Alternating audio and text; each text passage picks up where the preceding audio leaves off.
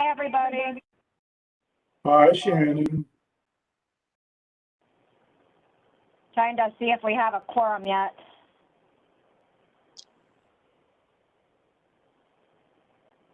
I don't see Kay. Yeah, I don't see Kay or John or Amanda yet. Amanda might be calling in. Did you call? Amanda, are you on with us?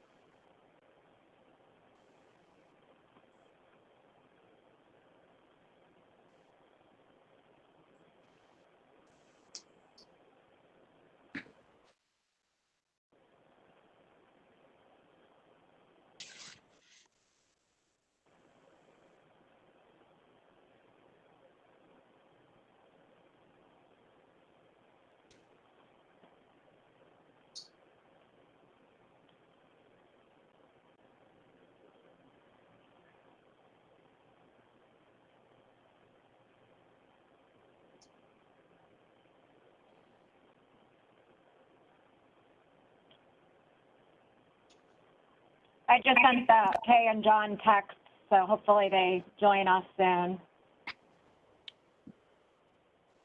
We need one more.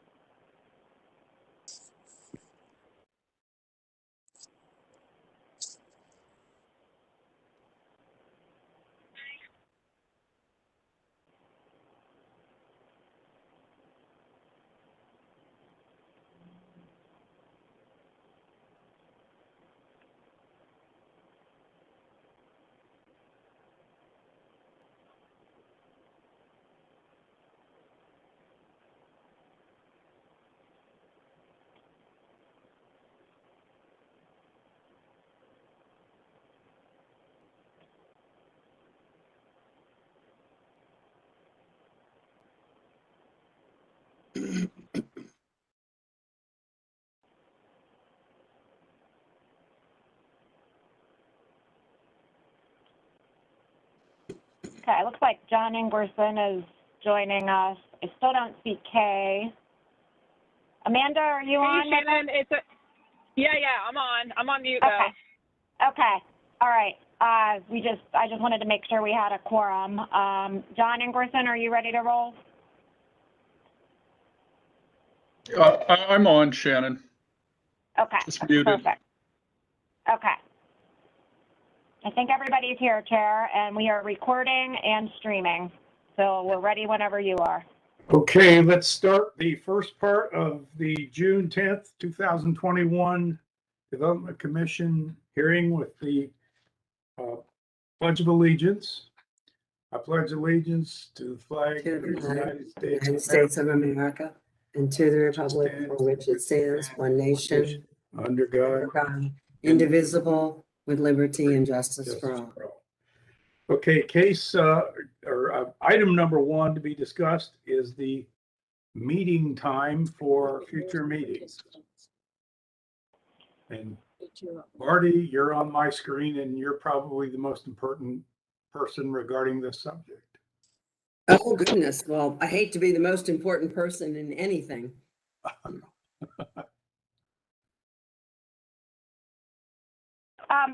Chair, if you don't mind, I can just kind of explain why we're talking about this right now. Okay. Probably at least 3-4 years ago, the Board of Zoning Adjustment, they were running into a situation where their meetings were running very late. They also start at 6 o'clock, and they changed their meeting start time to 4:30, and they haven't really experienced any negative feedback from doing so. The most important thing, of course, is ensuring that we have a quorum of Development Commission members at whatever start time is decided. And perhaps with the discussion that you have this evening, you may just decide to leave it where it is. So with that, I'll just let you guys comment. I do know Maria, she's not here with us. I think she said that 4:30 start time could generally work for her. Oh, so I have no idea. But I'll let you guys discuss it, and we're not going to make a decision tonight. We're just discussing this item. And if we decide to go with an earlier start time, it will be voted on at the next meeting. So thank you. Okay. And that explains why, Marty, you're probably the most critically affected. Well, you know, Mr. Chairman and staff, I would imagine that 90% of the time, 4:30 would be okay with me, and would work with my schedule. Court is opening up again, and we're doing a lot of Zoom for non-trial matters, but the court is opening up for trial. And in some of those cases, trial goes to 5:30 or later, but the chances that it would be on the second Thursday of the month in any given month are slim. So although I'm a fairly regular participant and I try to be someone you can count on, I wouldn't not change the time if it was good for everyone else. I would not do it just because of my very slim uncertainty. Most trials conclude at 5, but you know, if it isn't 4:30, it isn't 4:30. I would go ahead and have all the other panel members consider the 4:30 start time, because it is late into the evening, the longer and more complex these agendas get. And not everybody can go to 9:30 at night, and I appreciate that. So, Mr. Chair, I seriously suggest that you take a show of hands or a show of, you know, clicks. And I think majority should rule, because it will be a fairly rare occasion where I'm in court and unable to be here at 4:30 on any given second Thursday. Thank you for considering me, but I'm not going to be the one that's calling this shot. Thank you, though. Well, the architects on board here are a little bit more in I command understand. of their time schedule. So, John, what do you think? What time works best for you? I think if we started at 6 a.m., we'd thin down the amount of participants probably and get done quicker. Great idea. I'm good with whatever. It's once a month. Right. You know, whatever works for everybody else is fine with me. I don't care one way or the other. It's once a month. I can do it whatever time everybody else wants to. You know, since it's just us chickens, last month, we did our last 4 cases in an average time of 4.5 minutes per case, because everything was in line. They had reasonable requests, staff approved, area commission approved, no objections. We can go fast. We can get a lot of productivity on the simple cases. We have had a rash of cases where there's been an hour and 15 minutes of back and forth debate. So that's why these meetings have extended to 10 o'clock at night. I'm like John, once a month, I can manipulate that and almost always get here at any time in the afternoon. Kay, how do you stand? Is KR? Amanda, how about you? I personally would love an earlier start time. I'm not sure, Shannon, are we expected to come back in person at the next month's meeting? Have we heard any direction on that? You'll be hearing from Tony Celebrezzi here very shortly. So I'd say that is a strong yes. Yeah. Okay. I mean, it's not anyone else's concern, I guess. But, you know, for me, getting done earlier is great. When I started the commission, I didn't even think I would be having a child, and now I do, and I want to be home for her bedtime. So it's great. And my husband just got appointed to the nearest area commission, and their meetings are also on the same night. So, you know, the more we can get it down to where some stranger isn't putting her down for bed, that would be awesome. So 4:30 is great, and I would do earlier if that was an option as well. All right. Have we found Kay yet for tonight's input? I do not see him. I sent him a text. He did not respond. So I don't know where he is, unfortunately. My guess as a independent architect, if he can be there at all, he could be there at 4:30. I would think so. So, yes, Mike, I've got just another couple questions, which I always seem to have.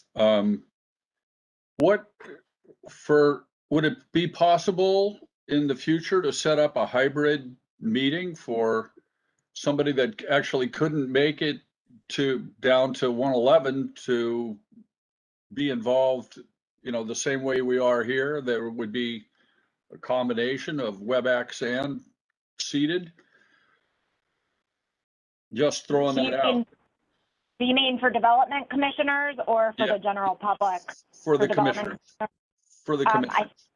I think I would have to defer to The parliamentarian.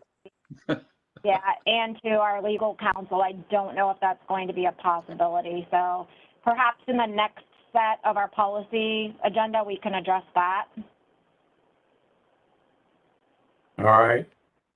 And we are short one development commission member, so hopefully that post will get filled. So we'll be at our full 7, and that should help with ensuring that we do have a quorum when the meetings start. So I guess probably right now, I think I just need a motion to have this item to be voted on at the July Development Commission, and if 4:30 is the desired start time, then that's what we will go forward with.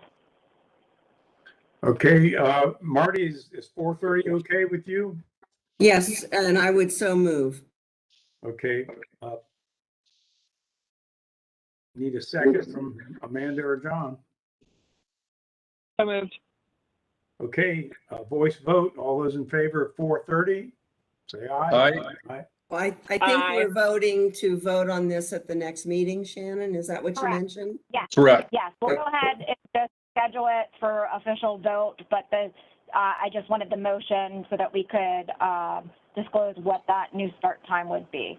And that's what I had moved. So I think that's what we're voting on. Okay, we will we'll have this on the July Development Commission for vote. And the good thing is we have several months left this year, and if we feel like it's not working, we can always switch back and make the time later if need be. So, Sure. but I guess we got to start somewhere and see what happens. So, thank you, and I will turn the floor over to Assistant Director Tony Calabrese to discuss in-person meetings. Thank you. Thanks, Shannon. Thanks, Mr. Chairman and members of the commission. I just wanted to, Director Messer wanted me to stop out at all of our meetings and just give folks an update from where we are. And to your point, John, I'll address the virtual meetings also. But right now, the state legislation that authorizes boards and commissions at both the local and the state level to conduct virtual meetings is set to expire at the end of the month. There's only a very few indications they might consider extending that. And so at this point, we have decided to just take it, just assume that we're going to be back in the public hearing room for the July meetings. We are working with facilities to ensure that the room is cleaned down in between the different meetings there, that the chairs for the public are spaced out properly, and that the chairs for all of the commission members are spaced out properly to ensure that safety protocols are adhered to. We'll also, obviously, if anybody wants to wear a mask, that is their right and their prerogative under the CDC guidelines, but we will not be requiring it. We will provide disposable masks at the hearings, so if somebody decides at the last minute they'd like to wear a mask, they will have that opportunity. And so I guess specifically, John, to your question, under the state law, we cannot, we're not authorized to do virtual meetings at this point. There may be a point in the future where they may consider it and figure things out, but at this point, we don't have an option.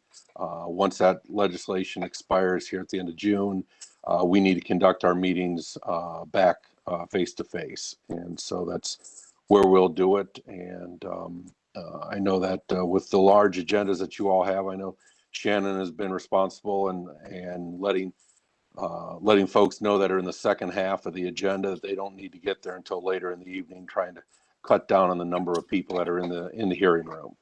So with that, that's really all I have. If there's any questions, I'd be more than happy to answer them. Tony, with your comments, it seems like we aren't going to vote on what time we're going to act on next month's meeting. We're going to be at next month's meeting. So we pretty much have to settle on when we're going to tell the public the meeting starts so they get the proper notice.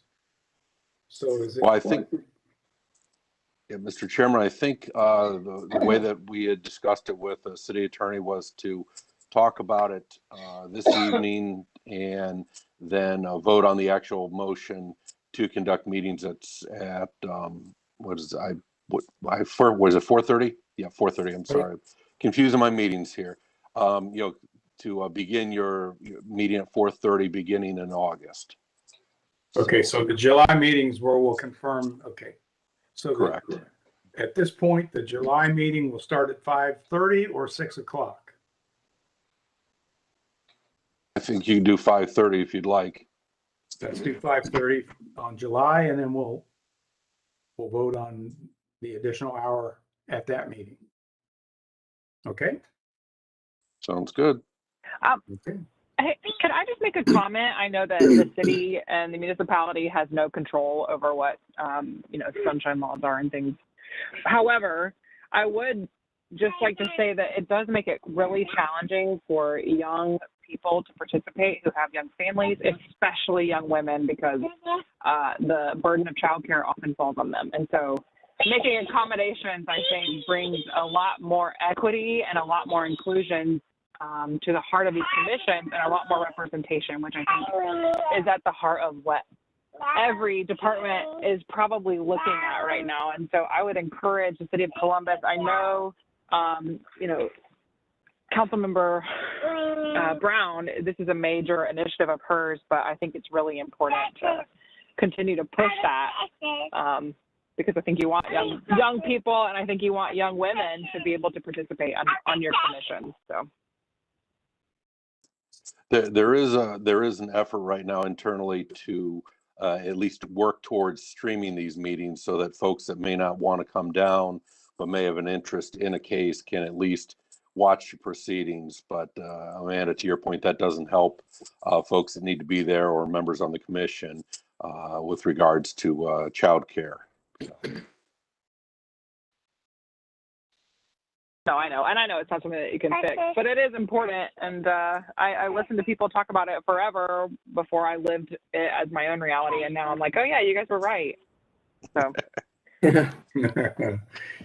Well, we aren't going to vote officially on this till next month's hearing. So we got time to mull this over and then come together and make a valid decision in 30 days.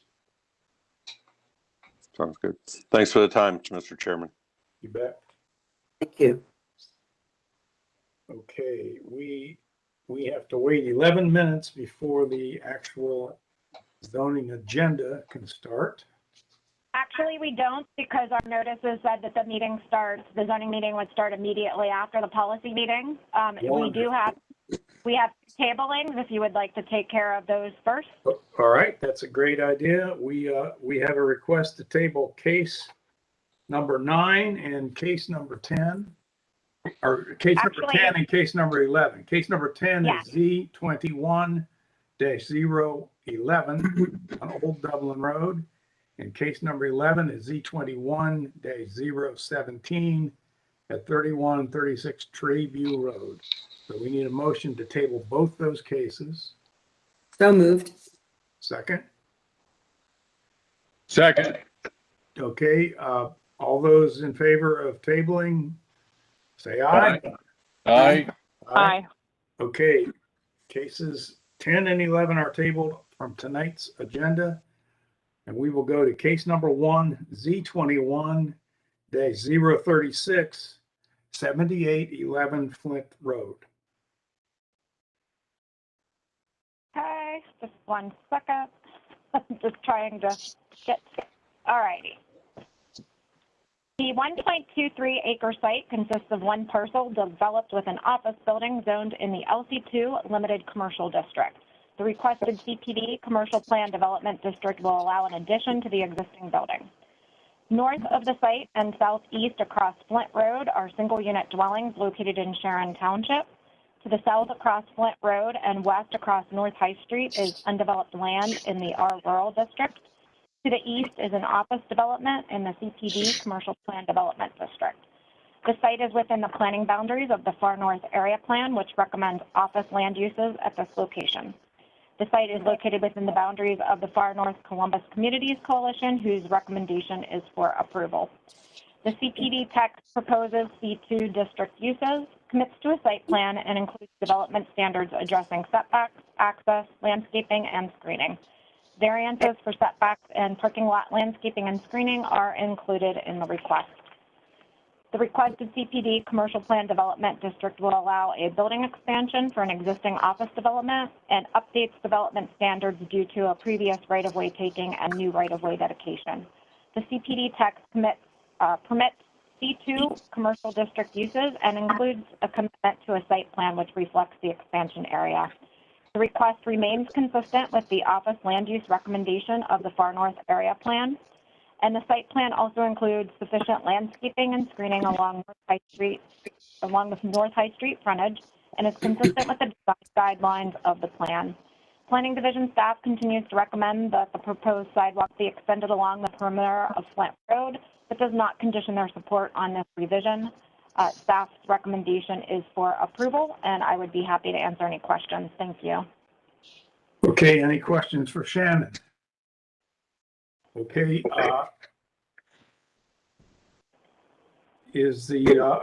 Dan, you have any comments on traffic issues? All traffic issues are resolved. And Kathy is not among us at the moment. I'm currently here. Is she? Okay, here. great. Kathy, any input? We have no comments on this, sir. Okay, we have our planner, Mark Rustin is in the house. Mark, do you have any comment? No further comments. Okay, and our applicant, are you here? Yes, this is Catherine Cunningham. I am legal counsel for the contract purchaser, and Dr. Anthony Lordo is also here. He is one who's hoping to purchase the building and put an addition on it. I don't have any additional information to share unless you have questions. We're happy to answer any questions you have, but I think that, as usual, staff has covered it pretty thoroughly, and we have staff support and the Far North Community Coalition support as well. Well, we on the commission appreciate your work with the area commission and with the staff. And with all proper ado, I think we should just call the roll and get you on your way. So Shannon, please call the roll. Marty Anderson. Yes. Amanda Golden.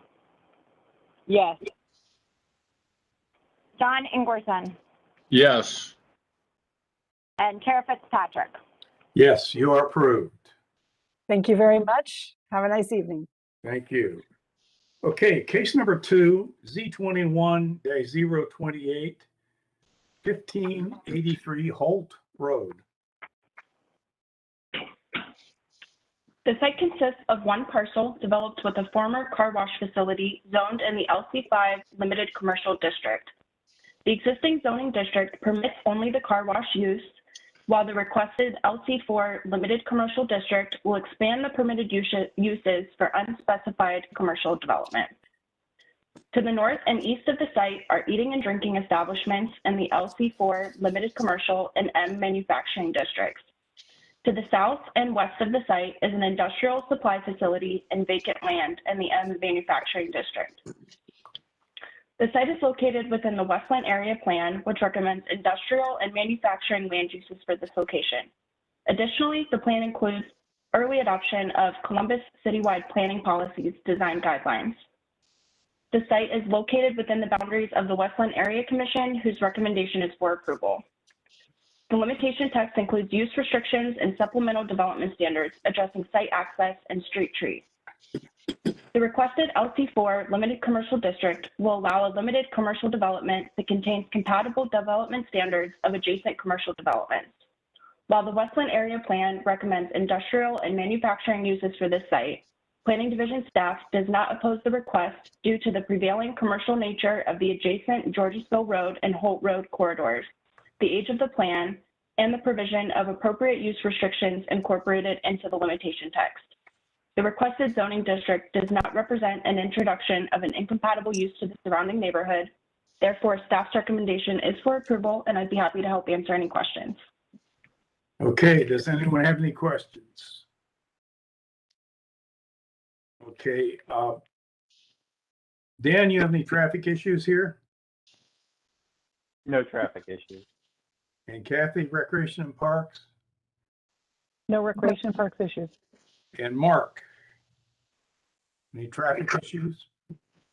No further issues from planning. Just general planning issues. No, sir. Thank you. Okay, great. Okay, the applicant, Jeff, do you have anything to add to the presentation? I'm Jeffrey L. Brown with Smith & Hale representing the applicant, and I think I've made everybody happy, so I'll answer any questions if you have any. What if we don't have any? You'll make us even happier. So please go along. Amanda Golden, Yes. John Ingerson, Yes. Marty Anderson, Yes. and Tara Fitzpatrick. Yes, you're approved. Thank you very much. Okay, case number 3. Z20-116, 1275 Michigan Avenue. The site consists of one parcel developed with a parking lot zoned in the LP1 Limited Parking District, which previously served a former off-site eating and drinking establishment located on an adjacent parcel. The requested R2F residential district will permit single-unit and two-unit residential development. To the north and south of the site are single-unit dwellings in the R2F residential district. To the east is a townhouse development in the ARLD apartment residential district. West of the site is a 4-unit dwelling in the R4 residential district and single-unit dwellings in the P1 private parking district. The site is located within the boundaries of the Harrison West Plan, which recommends single and two-unit residential land uses at this location. Additionally, the plan includes early adoption of Columbus citywide planning policies design guidelines. The site is located within the boundaries of the Harrison West Society, whose recommendation is for approval. And in your supplemental packet, you will see one letter of support from a neighbor that also has just a couple of concerns identified within it. Concurrent CB 20-133 has been filed on this site and the adjacent parcel to the north to permit 3 single-unit dwellings, 1 two-unit dwelling, and 1 detached garage on 5 newly created lots. The request includes variances to lot width, area district requirements, vision clearance, lot coverage, fronting, building lines, private garage height, side yard, rear yard, a parking space reduction, and to allow a garage as a primary use on one of the proposed parcels. That request will be heard by City Council and will not be considered at this Development Commission meeting. The requested R2F residential district will permit single-unit and two-unit residential development. The proposed use and density are compatible with the recommendations of the Harrison West Plan and are consistent with surrounding development and zoning pattern of the area. This rezoning request does not represent an introduction of an incompatible use to the surrounding neighborhood. Therefore, City Department's recommendation is for approval, and I'd be happy to answer any questions. Okay, any questions? Okay, Dan, traffic issues? All traffic issues are resolved. And Kathy, any recreation and parks? There are no recreation parks issues. And our planner, Mark, any issues with the planning department? No issues. Excellent. Okay, the applicant, Dave Perry. Dave Perry in the house. Well, does anybody, I don't think anybody has any questions of the applicant with all the approvals being documented. So I propose that we call the roll and vote on this application as is. John Ingerson, Yes. Marty Anderson, Yes. Amanda Golden, Yes. and Chair Fitzpatrick. Yes, the case is approved. Okay, that takes us to case number 4, Z21-030, 531 West Fifth Avenue. The site consists of 8 parcels being developed with a mixed-use development as permitted by ordinance number 2758-2018, CV 17-034, in the M manufacturing, C4 commercial, C2 commercial, and T1 private parking districts. The requested C4 commercial, I institutional, AR1 apartment residential, R3 residential, and R rural districts will bring the zoning into conformance with the uses occurring on site. North of the site is the Battelle Memorial Institute in the LUCRPD Limited University College Research Park District. South of the site is a park in the C2 Commercial District and single and two-unit dwellings in the R2F Residential District. East of the site are single and two-unit dwellings in the R2F Residential District. And west of the site is the Olentangy River. Concurrent CV 21-040 has been filed and includes variances to permit ground floor residential uses in the C4 district, increase the permitted number of single unit dwellings on one lot in the R3 district, and to permit a privately held park in the R rural district. Variances to building height, parking and building setbacks, parking lot landscaping, fronting, vision clearance, lot width and size, area district requirements, yards, garage size, loading spaces, and a parking reduction of 257 parking spaces are included with that request. And that request will be heard by City Council and will not be considered at this Development Commission meeting. The site has been the planning boundaries of the Harrison West Plan, which recommends green space / parkland acquisition, and Battelle land uses at this location. The site is also subject to the Columbus Citywide Planning Policies design guidelines. The site is located within the boundaries of the Harrison West Society, whose recommendation is for approval. The requested C4 commercial, I institutional, AR apartment residential, and R3 residential, and R rural districts will bring the zoning into conformance for the mixed-use development currently under construction at the site as permitted by ordinance 2758-2018.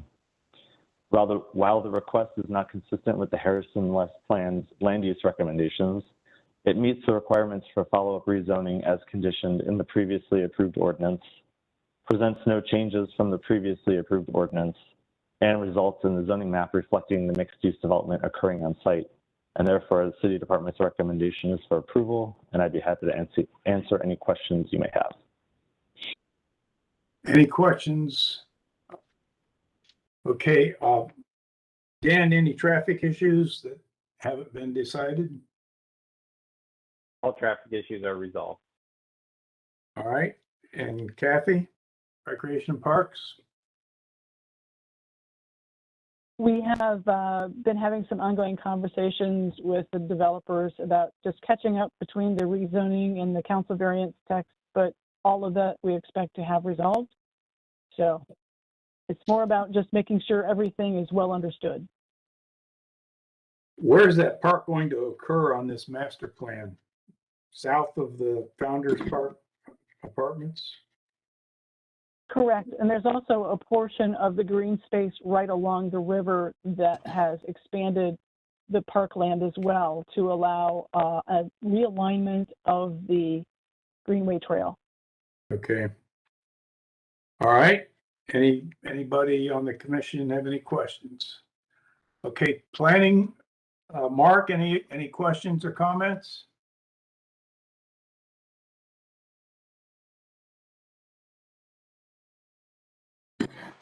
Mark? Mark, you're muted. No further issues. Sorry. Okay, great. All right, is the applicant here? Again, that's Dave Perry, so I'll assume he's at another zoning meeting somewhere. No, he's here. He's here. I see him. Dave, we can't hear you, Dave. No, not now either.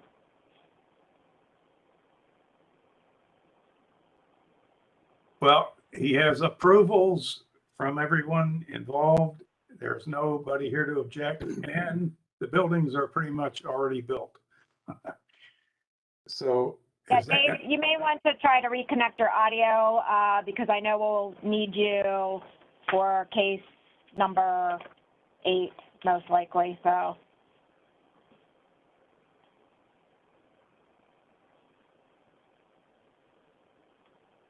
All right, while he's doing that, unless there's any objections, I would call for the vote. Okay, Marty Anderson, Yes. Amanda Golden, Yes. John Ingwerson, Yes. and Chair Fitzpatrick. Yes, that case is approved. Okay, case number 5. Z19-047, 3130 East Livingston. The site consists of 3 parcels, one developed with an office building, one undeveloped, both in the ARO apartment office district, and a third undeveloped parcel in the R2F residential district. The parcels fronting East Livingston Avenue are subject to the Livingston East Area Community Commercial Overlay. The requested LC4 limited commercial district will permit the existing office building to be renovated and expanded. North of the site is undeveloped land in the R2F residential district. South of the site are 4-unit dwellings in the R4 residential district. East of the site is an office building in the ARO apartment office district. West of the site is multi-unit residential development in the ARO apartment office district. The site is within the boundaries of the Livingston East Area Plan, which recommends community commercial land uses for the 2 parcels fronting East Livingston Avenue and single-unit residential for the remaining parcel. Lastly, the site is within an area that has early adoption of the Columbus Citywide Planning Policies Design Guidelines. The site is located within the boundaries of the Mid-East Area Commission, whose recommendation is for approval of the requested LC4 districts. The limitation text establishes use restrictions and supplemental development standards that address building and parking setbacks, traffic access, sidewalks, fencing, screening, and landscaping. The requested LC4 limited commercial district will permit the existing building to be renovated and expanded for limited commercial development. The limitation text includes appropriate use restrictions and development standards that address building and parking setbacks, traffic access, sidewalks, fencing, and landscaping and screening. The proposed LC4 district is consistent with the Livingston East Area Plan's community commercial land use recommendation for this location, and street trees and appropriate parking lot screening to the rear of the site have been incorporated in order to minimize impacts on adjacent residential properties. Additionally, the request will comply with the community commercial overlay and will not add incompatible uses to the area. Therefore, staff's recommendation is for approval, and I would be happy to answer any questions. Thank you. Okay, any questions of Shannon? All right, Dan, traffic issues, any? There may need to be some minor cleanup in the limitation text, but there's no significant traffic issues with this case. All right, something you can take care of in the next week or so. Okay, recreation and parks, Kathy? There are no concerns. Okay, and regarding the planning department, Mark? No further concerns. Excellent. Okay, is the applicant here? Yes, I am. Would you like to add anything to the staff's recommendation? No, we're happy to keep moving forward and make the area nicer. Wonderful. It's looking nicer and nicer every time I drive by.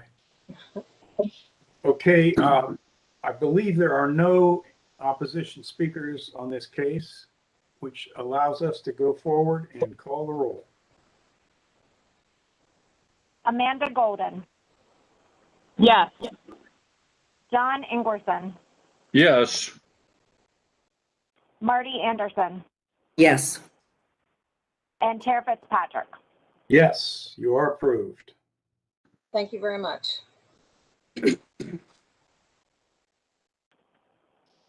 Okay, case number 6, Z21-022, 4701 Beechwood Drive. In your supplemental packet, there is a letter in opposition to this request from Mr. Richard Irwin. The site consists of one parcel in the R Rural District and 9 other parcels currently undergoing annexation into the city of Columbus from Franklin County. The requested AR1 apartment residential district will permit a multi-unit residential district containing up to 72 apartment units. The development is an extension of the existing multi-unit residential development north of the site. North of the site is a multi-unit residential development in the AR1 apartment residential district. South and west of the site are single-unit dwellings in the R8 restricted urban residential district in Blendon Township. East of the site is parkland in the R1 residential district. Concurrent CV 21-033 has been filed and includes variances to the minimum number of dwelling units, parking lot screening, maneuvering, parking space, building setback, lot size, lot coverage, perimeter yard, side and rear yards, and a parking reduction. That request will be heard by City Council and will not be considered at this Development Commission meeting. The site is within the planning boundaries of the Northland Plan Volume 2, which recommends Blendon District land uses at this location. The site is located within the boundaries of the Northland Community Council, whose recommendation is for approval. The requested AR1 apartment residential district will permit a multi-unit residential development and extension of the existing development to the north. The proposed use is consistent with the Northland Plan Volume 2, which encourages infill development, be compatible with surrounding land uses, include connectivity. The request includes connectivity to the development north of the site, includes buffering from adjacent single-unit dwellings, and is compatible with the surrounding zoning and development pattern. Planning Division staff does request additional information on proposed Big Walnut Trail connections to the site. However, we are recommending approval at this time, and I'd be happy to answer any questions. Thank you. Okay, very good. Any questions? All right, traffic, Dan? All traffic issues are resolved. All right, it sounds like Kathy may have a comment on the location of this property. We actually have been working very closely with the applicant and have no comments at this time. Okay, great. And regarding planning, Mark Roston? No further comments. Okay, the applicant, David Hodge. Is David Hodge in the house? Here. Anything you'd like to add, David, to the presentation made so far by the staff? I'll just be brief. David Hodge, attorney for the applicant. This is the expansion of an apartment complex called Magnolia Trace. Magnolia Trace, the existing development has 240 units. This is the addition of 72. With the Magnolia Trace project, we donated 8 or so acres of property along the northern and northwestern side of that to the city of Columbus. The developer came in and installed a trail all along the Cherry Bottom Road frontage up across the north and then along Big Walnut to the northwest. We have been working closely with Kathy Spatz and Brad Westall in Recreation and Parks to extend a leg of that trail down to the south along the western side of this new development. It's a great project. The initial phase was very successful. Across from Linden Woods, great recreational opportunities, city staff recommendation of approval that we're grateful for, as well as the Northland Community Council recommendation. I see that they're here, so I won't put words in their mouth, and I'll stay on to answer questions. All right, I don't think we have any questions, so let's hear from Dave Paul. Thank you, Chair Fitzpatrick.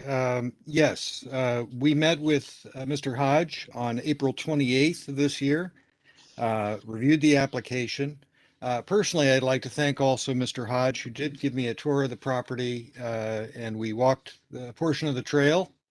And certainly, I think that's a good asset of the good feature of this project. Our committee voted on April 28th. It was unanimous to recommend approval of the application. As I said, I think it will be an asset to the area, and I'll be happy to answer any questions. Any questions for Dave? Okay, let's move forward with, please call the roll. Did we hear from, just one question, did we hear from planning on this one or not? Yes, he had no problem. Okay, great. Sorry, go ahead, Shannon. Okay, I just wanted to make sure if you had any questions for Mark, he is available, so. John Ingwerson. Yes. Yeah. Marty Anderson. Yes. Amanda Golden. Yes. And Chair Fitzpatrick. Yes, you are approved. Thank you all. Okay. Case number 7. Z20-117, 6050 Cleveland Avenue. I would like to mention that in your supplemental packet, there are several letters of opposition, several signed petitions, and an opposition speaker statement. The 0.46 acre site consists of one parcel developed with a dwelling converted to an office in the LC2 Limited Commercial District. The requested AR3 apartment residential district will permit redevelopment of the site with multi-unit residential uses. North and east of the site are single-unit dwellings in the SR Suburban Residential District. South of the site is a medical office in the CPD Commercial Plan Development District. West of the site is a medical office building in the ARO Apartment Office District. Concurrent CB 20-134 has been filed for a 10-unit apartment building and will include variances for reduced parking and building setback lines, no interior parking lot landscaping, and reduced rear yard. That request will be ultimately heard by City Council and will not be considered at this Development Commission meeting. Just to let commissioners know, there is no need for an increased building height that has been removed from the variance list. The site is within the planning boundaries of the Northland 1 area plan, which recommends office land uses at this location. The site is located within the boundaries of the Northland Community Council, whose recommendation is for approval of the requested AR3 district, but they do need to consider the concurrent CV 20-134 at a future meeting. The requested AR3 apartment residential district will permit the site to be redeveloped with multi-unit residential development. While the proposed use is not consistent with the Northland 1 area plan's recommendation for office land uses at this location, the site plan included with CV 20-134 demonstrates adherence to recommended area plan design guidelines. These elements include pedestrian connection to the frontage street, in this case Cleveland Avenue, additional bicycle parking, utilizing additional landscaping between the proposed development's parking lot and the adjacent single-unit dwelling to the east, and the inclusion of trees along Bellavia Avenue. The proposed use represents a transition from commercial uses at the intersection of Cleveland Avenue and Bellavia Avenue to single-unit dwellings to the north and east of the site. Therefore, staff's recommendation is for approval, and I would be happy to answer any questions. Thank you. Any questions for Shannon? Okay, Dan, you have any issues with parking on this one? There's no traffic issues with this application. All right, and Kathy, Recreation and Parks? No recreation and parks issues. Very good. And Mark, any issues regarding planning? No planning issues. Excellent. Okay, is the applicant on hand for a comment? Do you have anything you want to add to the presentation? I am on the call, just traveling from the airport, so I'm sitting in the car. But yeah, we met with the Northland Community Council twice on this project, and the current design is an attempt to respond to some neighborhood concerns with the project. We got the height down so that we removed the height variance, and we were also additionally originally planning 13 units. We reduced the unit count to 10 so that we would not have a parking variance on this project. So yeah, I'm happy to answer any questions anyone has. Okay. Apparently you've made everyone happy, but Dave Paul, let's hear what you have to say before we go any further. Thank you, Chair Fitzpatrick. Forgive me because I may end up finding that I repeat some things you've already heard. I'll try not to do that. First of all, as Mr. Overly just stated, we originally met with him on April 28th. At that time, we were considering two applications. One was the rezoning that we're discussing here tonight. The other was, again, application for variance. At that time, we were talking, as Mr. Overly said, about a 13-unit apartment building with insufficient number of parking spaces. One of the variances was intended to address that, and also a variance from the 35-foot height district. The meeting was well attended by, I think, 4 or 5 of the neighboring property owners, primarily in the residential development just to the east. They were very concerned about the lack of sufficient parking, potential for impact on their properties in terms of parking in front of their lots, and other concerns generally about the application. Our committee at that point, and again, this is April, recommended disapproval of the application. That was a unanimous recommendation of our committee. Immediately afterward, I spoke with Mr. Overly, and he indicated he would talk with his client, which he did. And he asked to return to speak with us again in May, on May 26th, with a revised application. This application reduced the number of units from 13 to 10, thereby eliminating the need for a parking variance. He also indicated at the time actually we met on May 26th that the physical structure had been modified and they would no longer need a height variance. So at our meeting on May 26th, the committee was taking up only the request for rezoning. We were not dealing with the concurrent council variance because both of the elements that had been requested in that variance had basically been withdrawn. Our committee discussed the application. We heard again from several community members, not quite as many as we heard in April. We've heard some objections again about folks who felt it was incompatible with their residential properties to the east. They were concerned about setbacks, still concerned about parking, even though the application does meet the requirements of the code. And I think just some folks who felt that it was not a change they hoped to see in their neighborhood. However, our committee, in taking up the rezoning application, felt that the applicant had responded, had made a number of changes that were beneficial, and we developed a recommendation, a consensus to recommend approval of the application. The vote was not unanimous, but we, like you, operate by consensus. 7-3 was the final vote. I believe you'll hear from at least one neighborhood speaker who disagrees with our recommendation. I'll let him speak for himself. I will mention that he refers in a number of cases in his statement of opposition to the Northland Plan. I believe he is referring to Northland Plan 1 dated 2001. We actually revised the plan in 2014, and I think some of the things he cited have changed in the plan. Certainly, they've changed in terms of the modes of development that we anticipate will be occurring along Cleveland Avenue. It's a struggle always to balance the prevailing modes of development against the expectations of neighbors who've been there a long time. I think our committee believes we've done that. So we are recommending approval.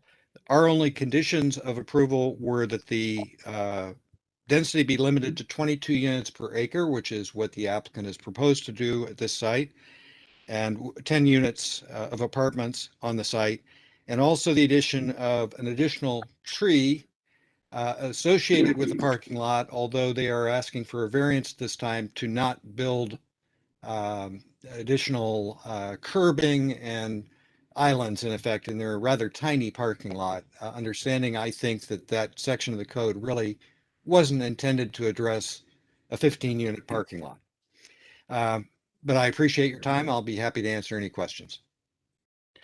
Okay, we may have questions after we hear from the next speaker, but let's let us hear from,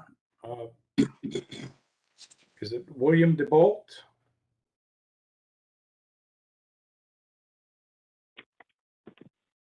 Yes. Yes. Can you hear me all right? Yes, sir. Oh, okay. Yeah, first I want to say that we're not against development. You know, you need it. We're pro-development because you need it to keep the community healthy. You don't want it to decay. But this property is zoned H35, and I think I can show you that the site plan exceeds that height district and fails to meet code in a few other ways. The apartment building is really out of character with other neighborhood structures. And like as Dave mentioned, the Northland Plan, I think it still ignores some of the things in the Northland Plan. And again, the big question is this appropriate in this area where it's next to residential homes? There's a bus route that goes down Bella Via, and the applicants already stated previously, you know, they could put their overflow parking on Bella Via, which is not the widest street. And even now, when cars are parked on one side, most people wait till the other car gets by because it's pretty crowded. And if you've got parking on both sides of the street and a bus trying to get down the middle, I think it'll be a problem. And then with the additional people there, you know, is the infrastructure going to handle it? You know, you're going to put a traffic light there, get people in and out. One of the big questions we have is, and the owner's not been very forthcoming, is rotating staff in the apartment. You know, why is this staff there? Who's going to be watching it? She says it's to put her staff in there so it's not in hotel rooms, but my understanding is she's been using it as an Airbnb, and there's been cars there every night, somebody staying. On the parking, as far as meeting the code on the parking lot interior, it doesn't obviously meet the landscaping. And I would argue that code is code, and he needs to meet that. They're going to put 2 trees in an area of about 140 square feet in gravel instead of the minimum 145 square feet per tree. So they're not even meeting the square footage for 1 tree. And then along Bella Via itself, the parking has no screening for headlights. As cars back out of those parking spaces, they're going to shine directly into the windows of the houses along Bella Via. In order to get the additional parking and stuff, what they did, they took away the buffer to the residential property to the north. Code says they need at least 4 feet in width that's landscaped. they've got maybe 2 feet from their parking lot to the property to the north, and the dumpsters and stuff they're right there pretty much on the property line. And again, the resident to the immediate north is going to look out a southern window into a building that's over 40 feet high, just a few feet away. And, I asked, is this appropriate? As far as building height, the code is very specific. It says it's the mean height, not the average height. And that's what the applicant has on his site plan. They took the average height. They took several points instead of the mean height, using 2 points. If you take the mean height, he is over the H35 height district. And then the AR3 is even a little more specific. It says no building. Pardon? I'm sorry. Do you have a question? I think that was feedback. Oh, okay. AR3 is even more specific. It says no building or structure shall exceed 35 feet unless a different height district is established for the subject lot at the time of zoning. So do you really want to change that height district to 60 feet? Using the definitions within the code, it says a building's any structure, basically having a roof, walls, and so forth. And then a structure means any combination of materials, including a building to form a construction. Using those own terms, and it says that the structure shall be construed as if followed by the words or parts thereof. Using these definitions that are in the code, that would include the roof, because basic components of a building are foundations, walls, beams, columns, roofs, staircases, so forth. So that roof is all the way up to 40 some feet. And again, H35 designates that no building or structure can exceed that 35-foot limit. The only exception is antennas that are listed in the code. We want to go back. We're wondering why she's using this as an Airbnb, and there's trash cans overflowing. She's not the best neighbor, and anytime somebody tries to get information, she just says, talk to my attorney or the developer. So we've got a lot of concerns about this property, how it's going to be used. Is it going to be a halfway house? Why do you have staff down at the bottom where you can watch people going in and out? I've talked to some law enforcement, and they say this is typical of kind of like a halfway house. So we've not been able to get answers from her or anyone else as to what this property really is going to be. We don't think it's appropriate for the neighborhood. And as you can see, there's a lot of people against it, no one for it.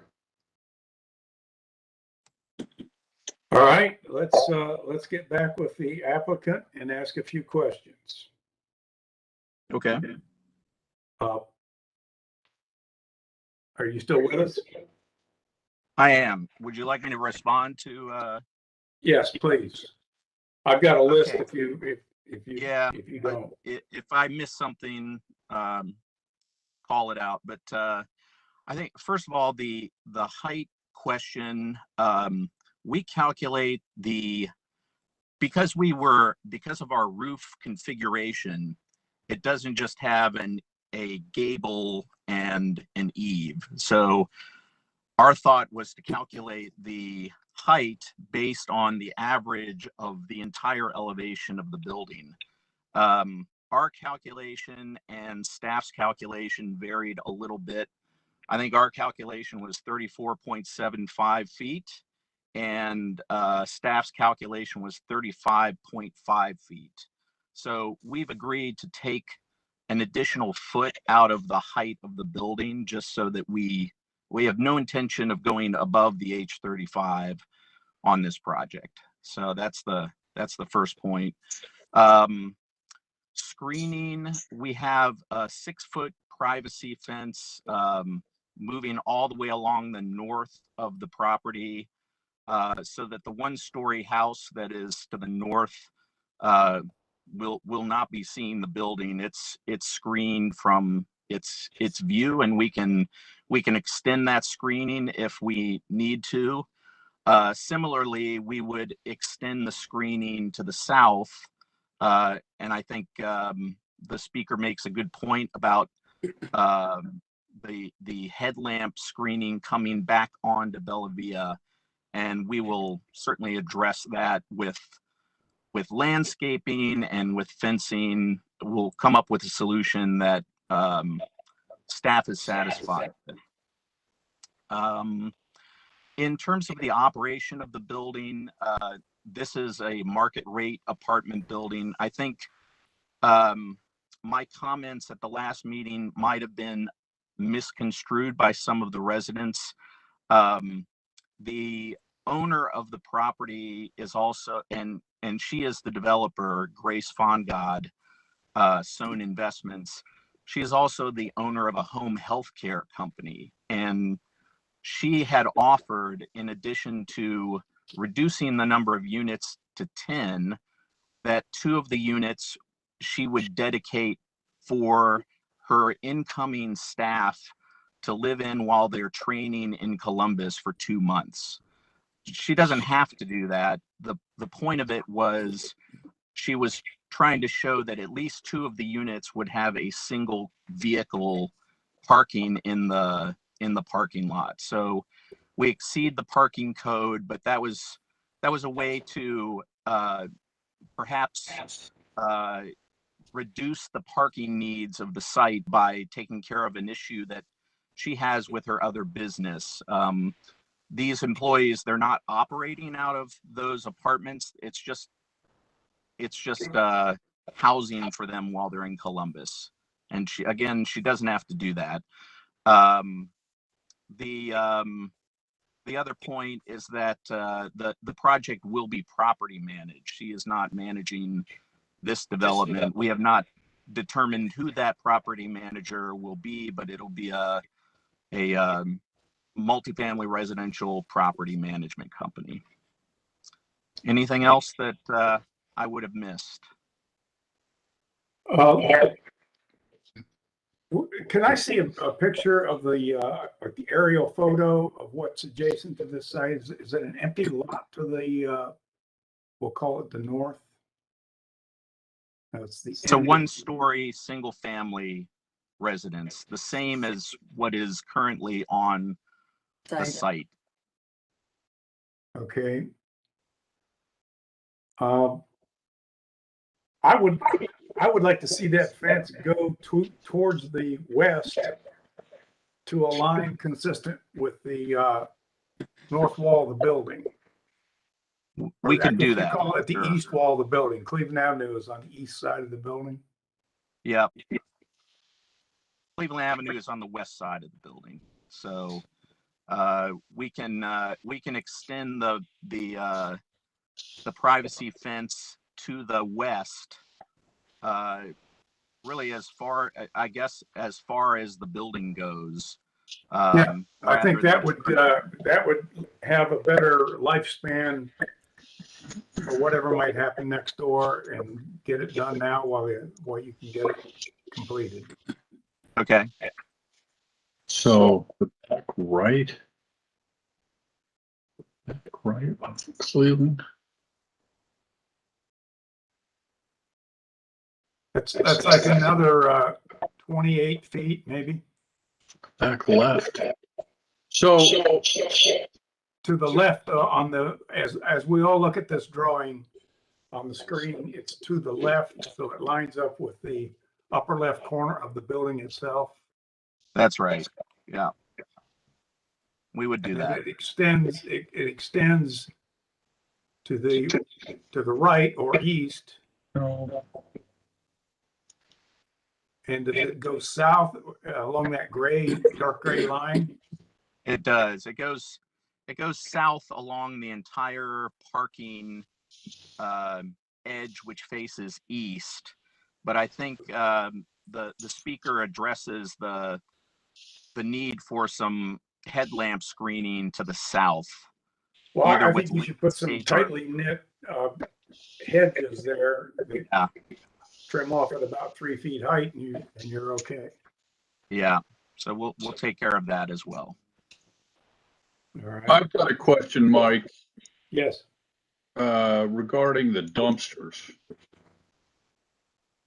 They're awfully internal, and if you could explain, Bart, how you're going to get 2 stacked dumpsters in there and get the trash truck in with a car parked opposite. I'd love to hear that. Okay. So first of all, this is private collection. We're planning to put 65-gallon, really essentially residential waste containers in that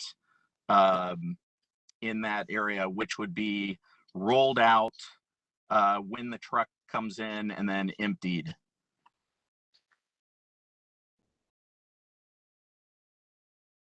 So, I mean, it's essentially like a residential trash pickup where they fork it, but that would all be handled by our private waste management company. Yeah, I have a question. I'm one of the neighbors, and I know what you're talking about as far as those gallon things. I've seen those before in neighborhood alleys. The problem with those is when so many people use them, they get full, and then trash starts to dump out, and then mice and rats come. I have a concern about that because if you have 10 apartments, 2 dumpsters is not going to be enough. Well, I think what we have is, I think we're currently showing 12 of those 65-gallon containers, which per the waste management website is good for, I think, 2 to 3 households. We obviously have more room than that if we wanted to stack them too deep, because we chose that size because we're going to have a little more flexibility to add more containers if we need it. We'll have bulk waste, which is also going to be screened. So our intent there is to be flexible enough so that as the 10 unit comes online, if we need to add or remove any of those containers just based on the general operation, we can do that. Mm-hmm. Well, I'm sure you're going to have more than 2 because just in our neighborhood, our trash comes weekly. There's so many neighbors that their regular trash cans are overflowing, and that's one household, and you're having 10 apartments. My other concern is the landscaping company. Are they going to maintain all the shrubbery, the trees, the grass? I have another concern is these people that are going to be coming in and staying at this facility monthly or bi-monthly. If no one's there, are they going to rent those apartments out? There's just too many unanswered questions. And then you also say that you want these apartments to be fair market priced and housing. Well, the same thing happened at Cooper Colony on Cooper Road. When they built Cooper Colony, very lovely apartments. Within 2 to 3 years, made all those HUD housing. It's horrible over there. Horrible. Everything is, you drive in there, there's trash everywhere. There's broken car windows. They do not maintain the property because it became HUD, Section 8, and welfare housing. I have a concern if that is going to happen to this complex. No, there's no intention to do anything with this 10-unit project, and I think we're talking about completely different scales of projects there. But this is Not really. This is a market rate project. The employees of the developer that she was offering that as a way to reduce the parking load, but it also their plan is to stay there for 2 months while they're training in another location in Columbus. So they're not doing any training in the building. They're just, it's housing for them. But again, she could also not do that if that's a resident concern that the turnover would be too great, and we would just rent them as market rate apartments. So you would have 10 market rate apartments. Well, I thought you said 10 plus 2, that's 12. No, it's 10 total market rate apartments that 2 potentially would be used by her as a 2-month program for housing for training employees of her company. But again, if that meets with a lot of neighborhood concern, we could remove that and they would just be market rate apartments. When you say market rate, what are you looking at the rate? Like what are you talking about rent wise? Because, you know, right across Cleveland Avenue on Laurelwood, D-Wood, we hear gunshots all the time. That is subsidized government housing over there. And I'm afraid it's going to infiltrate into our neighborhood. We don't need that. We haven't determined the rental rates. These are not going to be subsidized housing units. They're market rate, got granite countertops. You know, our finishes are market rate finish. Chair, I think we've exceeded the amount of time for speakers for this application. Just for the record, the last speaker's name was Monica Berdina. Batarina. Batarina. Yes. Batarina, sorry. All right. All right, I think we should move on. I'm going to make some motions or recite some conditions we talked about. The fence, number one, the fence will extend approximately 28 feet further west along the property line at the top of the sheet, the north property line. And it will turn south, extending all the way to the roadway side of the parking lot. Item number 2 is 3-foot dense hedges will be planted to screen the parking lot. There'll be approximately 40 lineal feet of hedge total. And thirdly, the roof has been agreed to by the applicant to be lowered by 1 foot 0 inches to a height of 34 feet 6 inches. So there'll be no dispute about roof height. Now, is there anything I missed with those conditions? Yeah. I'm sorry, I have a question. What about the setbacks to the north? Code says he's supposed to have 4 feet to a residential property, and he's got it down to almost right on the property line. Well, that's either a variance. It's not something we can approve. That's either, if that exists, that's a variance, then we don't cover that.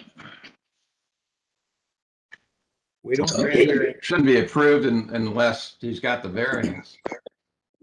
The variances still have to go through the Northland Community Council. The list of variances will be before them, but yes, parking lot screening requires 4 feet. So if there is not 4 feet between the parking lot and the north property line, or the parking lot and the south and the east property line, then a variance would be necessary. And we'll look at that. And that will be settled before they can actually get a building permit. Right. All right. I'm gonna ask someone a question to make those motions that we just read into the record. John, Marty. So moved. Okay, Marty moved. Who wants to second that?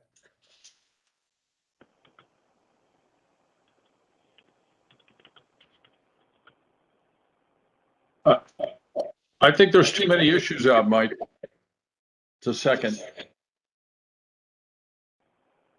Okay, what are you concerned with? I mean, I really think that the trash issue is still big, being where it's placed on the site.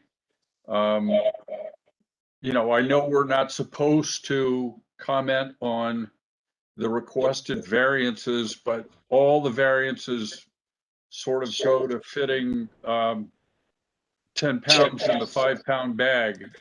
It's still tight. And you know, if it had an interior trash room, I think I would be happy with that if that's how they were going to handle, you know, if they were going to have a private, you know, refuse company handle that. That would be more appropriate than putting it into the middle, you know, 10 units worth of trash next to in the interior of the site. I just, you know, it's the little bits and pieces that are hanging out that don't quite fit in the package that make this problematic for me, including, you know, the parking setback and the buffering on the, you know, where the parking comes up against the residential area. All right, you make a good point, and it's a practical point that everyone has to live with if this is built the way I'm looking at it on this sheet. I would ask the applicant if you would be okay with working these details out and bringing them all consolidated on one sheet of paper so that we can analyze it accordingly and take a tabling tonight, and then we'll take action on this at the next available meeting. Yeah, we can do that. And I think that's a good point, actually, about the interior trash question. That is something that we've not looked at, but it is absolutely possible. So we will look at that and we'll table it. And the one other comment, Bart and Mike and the commission, I don't think that the arguments about how the thing's going to be used in the near term or the short term the tail shouldn't wag the dog. Talk about how this thing is going to be 10 years from now as it would be, instead of, you know, that the owner is going to take 2 units to, you know, mitigate the parking. Make the thing stand on its own, and then you can use it any way you want to. So, Yeah, you know, I think that the excuses or the mitigating aspects are too argumentative for what you're trying to do. And in addition, let me also weigh in. City code establishes by their zoning a parking requirement of 1.5 cars per unit. That's what's written in the book. Most real estate people would tell you that works maybe in a very large development, but that may not be enough parking to take care of your customers. So just beware of that. We can't make you put more than the code says, but if the project doesn't work, you're going to have a hard time renting it. All right, let's have a motion to table this until the next available meeting. Please come back with everything spelled out on paper. Motion? So moved. Second? Second. Okay, all those in favor of tabling this application, say aye. Aye. Aye. Okay, case number 7 is tabled until the next available meeting. thank you all. Okay, we move on to case number 8, Z20-114, 457 Cleveland Avenue. This application was tabled at the May 2021 Development Commission meeting at the request of the applicant. The 9.43 acre site consists of 6 parcels and is developed with a manufacturing development, formerly the Kroger Bakery, in the M Manufacturing District. The applicant proposes the AR2 apartment residential district in order to construct a multi-unit residential development. To the north of the site is a portion of Abbott Laboratories in the M Manufacturing District. To the south and west is Interstate 670 and manufacturing a multi-unit residential development in the downtown district. To the east across Cleveland Avenue are Columbus City Schools facilities in the C4 commercial and AR1 apartment residential districts. Concurrent CV 20-128 commits to a site plan consisting of the existing Kroger North and Kroger South buildings and 3 new apartment buildings with a total of 448 dwelling units and 8,850 square feet of commercial space. Variance is to conform the existing building height of 66 feet, permit a height of 66 feet for the new proposed building C, reducing the minimum number of required spaces from 791 to 599, and reducing the building setback and perimeter yard are included in the request.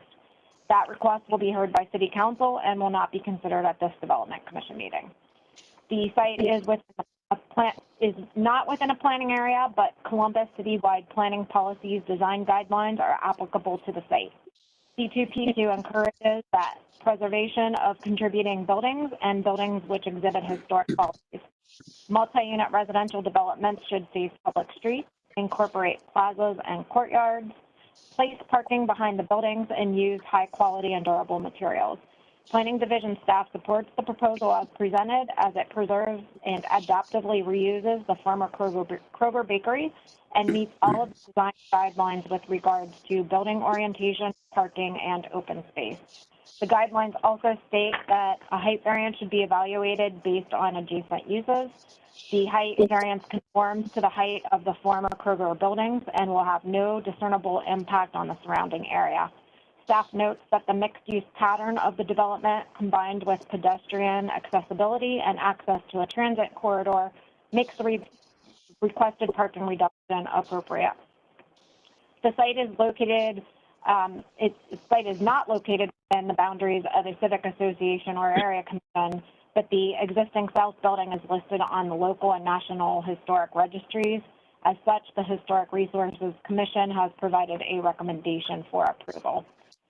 A traffic impact study is in progress in conjunction with this application. Additional commitments or changes to the proposed access configuration may be needed based on the results of the approved traffic impact study and will be addressed within concurrent CV 20-128. The requested AR2 apartment residential district will allow the adaptive reuse of an historic manufacturing area into a mixed-use development that is compatible with its surroundings and comparable to nearby recent infill residential development proposals. Therefore, staff's recommendation is for approval. And within your supplemental packet, there is a letter of opposition, and there are 2 opposition speakers, I believe, tonight. Thank you. Okay, Dan, traffic looks like it could be an issue. Any comments from you, Dan? Sure. An initial submittal of the traffic impact study has been reviewed and comments have been returned.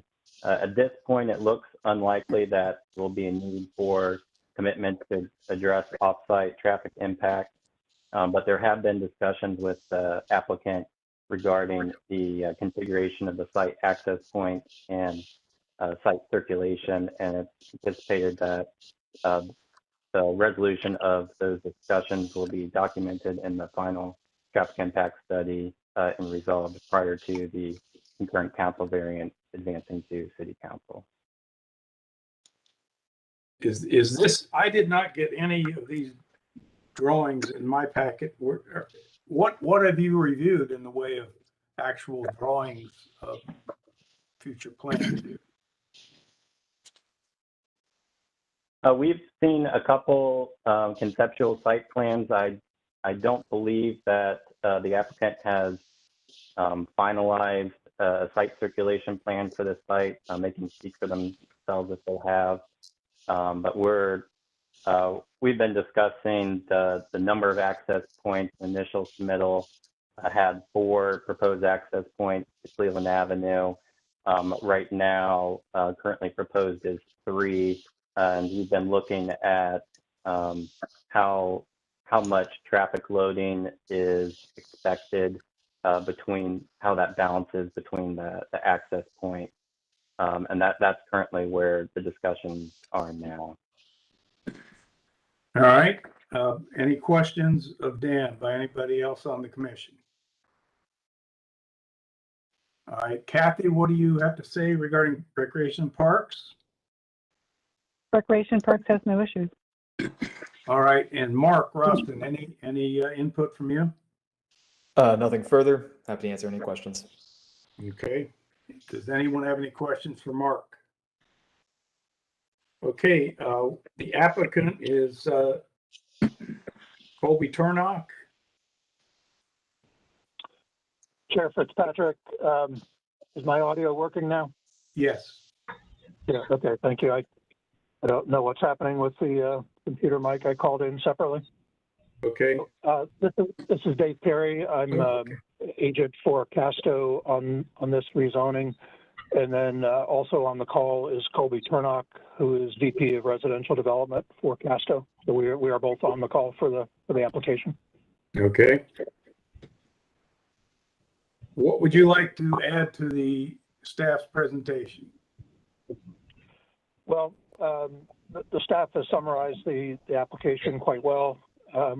Casto is very excited to proceed with redevelopment of the site, and we've done quite a bit of work on the development planning and the process and Historic Resources Commission and national and local certification of the buildings and so on.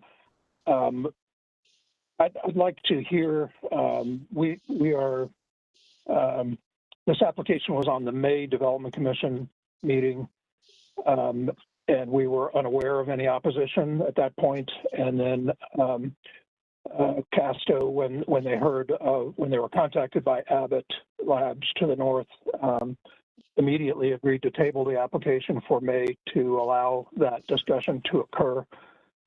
It has. I don't think it's at a resolution, and I know there are Abbott representatives on the call. So if it's okay with you, I'd like to hear what they have to say, and then we can discuss those items further. Very good. That would take us to the speakers, and the list I have is Tom Evers and then Ali McBurdy. Correct.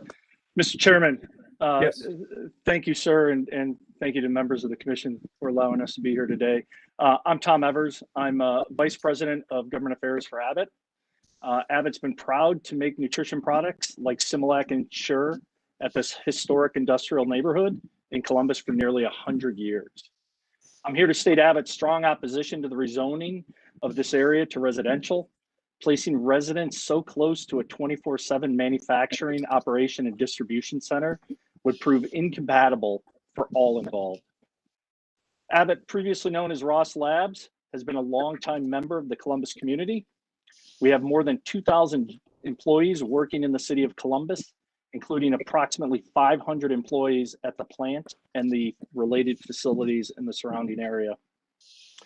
Abbott's Cleveland Avenue site has been used for manufacturing for nearly 100 years, and we are committed to the city of Columbus, the community, its growth, and its success. To underscore the importance we place on our downtown location over the last 2 years, Abbott has invested upwards of $90 million in our downtown manufacturing facility that will allow us to continue to bring jobs to the community, expand our manufacturing capabilities, and increase our ability to get much needed products to people around the world. We were longtime neighbors of the people who worked at the Kroger facility on Cleveland Avenue. We were disappointed in their decision to vacate the building. It created a void in the area and left vacant buildings that desperately need to be filled for the continued vibrancy of the community. We recognize the concerns about the availability of housing options in our growing city. We appreciate the need to preserve historic buildings when available and at all possible. However, the proposed rezoning seeks to place a residential development, approximately 450 residential units, in an incompatible location. We are concerned that the rezoning of the adjacent property as residential will prevent us from using our property in the manner that we have enjoyed for almost 100 years. We are also concerned about complaints and potential legal action from the future residents that would require costly and time-consuming responses. Here at Abbott, we have a robust internal process for selecting new locations for our facilities. We specifically avoid locations which are incompatible to our operations. we would not choose to build a new manufacturing facility as close to a residential development as this proposal is to our existing facility. I appreciate the opportunity to present. As you mentioned, my colleague, Ali McBurdy, who is our Vice President of Global Manufacturing and Distribution for our Nutrition Division, is also here to talk about the site and our concerns. And Mr. Chairman, we'd be happy to address any questions that you or the commission have. Okay, anybody have any questions or comments? Mr. Ali has some comments, sir. Well, I'm aware of that. I would like to say that I went to a high school pretty close to this location before it shut down in 1965. And every night at practice, I'd smell that bread being cooked and my stomach would turn upside down. So I know you've been around a long time, and so have I. So let's hear some comments from Molly. Okay, well, thank you and good evening, and thank you for the opportunity to speak here tonight. So as Tom said, my name is Ali McBurdy, and I'm the Division Vice President for the Abbott Nutrition Division Manufacturing for all of North America. And in fact, from the period of 2015 to 2019, I was the plant manager on our Columbus manufacturing facility. So I do know the area well, and I'm very familiar with Columbus. We have more than 500 employees who work at our manufacturing facility here in Columbus, and they're responsible for the production of hundreds of millions of units of essential nutrition product, such as our Ensure product line and our Similac product line that you may be familiar with. The proposed plans for residential development right next door have caused Abbott great concern because the proposed apartments are incompatible with our daily business operations. Our manufacturing and distribution teams work around the clock, 24 hours a day, 7 days a week, with precision and accuracy to ensure that important products are available and are shipped to hospitals, healthcare facilities, and retail locations around the world. On an average day, there are more than 60 trucks, 500 vehicles, and occasional rail cars arriving at and departing from our facility. We are concerned with how the pedestrian and vehicle traffic associated with 450 residential units and other tenants will have on the trucks and people who need to access our facility. Our normal business operations create noise levels that are normal for the current manufacturing zoning, but above the typical range for residential zoning, even in a downtown neighborhood. City code differentiates acceptable limits and requirements based upon not only the land use category, but also by time of day. It is incompatible to place a low decibel use right next to a high decibel use, and it virtually guarantees complaints from the residents that Abbott is violating the general offences code when it is not. We have 3 receiving docks on the south side of our facility, which face the proposed development. And in order to load and unload trucks at all times of the day and night, we keep our loading docks lit with very bright lights that shine only 30 feet away from the property planned for residential development. The proposed development is in direct conflict with the Columbus citywide planning policies and design guidelines, which states that loading, storage, and other external activities that generate noise and other impacts should not face residential uses. Abbott is proud. We're proud to be deeply involved in the Columbus community, and we are committed to its continued success, which is why we're here today to respectfully ask the members of this commission to deny the application for the residential rezoning of 457 Cleveland Avenue. I appreciate this opportunity to speak to the commission today. Okay, thank you very much for your comments. I've got a lot of respect for Casto, and obviously Casto has a lot of respect for you, given that they postponed this hearing from May until June. And I think for good reason.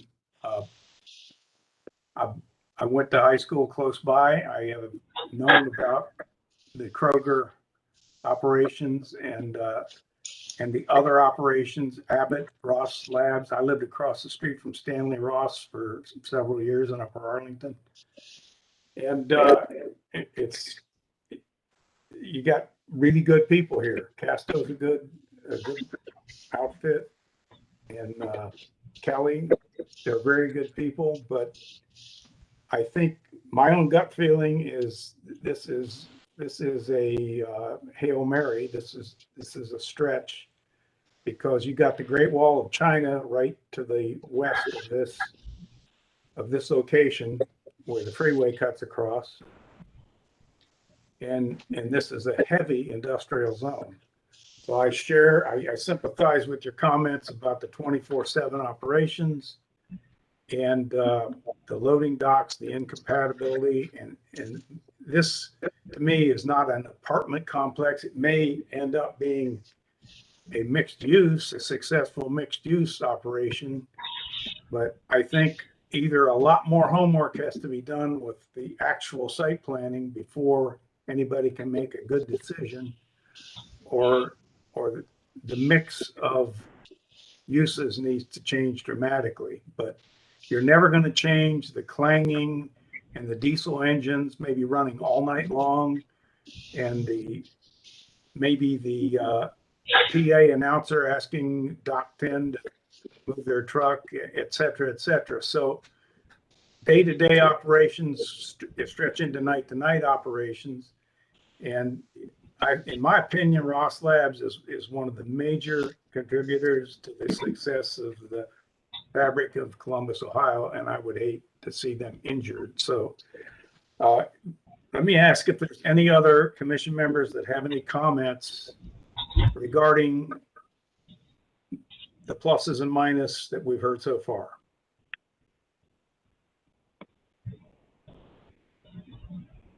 Don't everybody speak at once.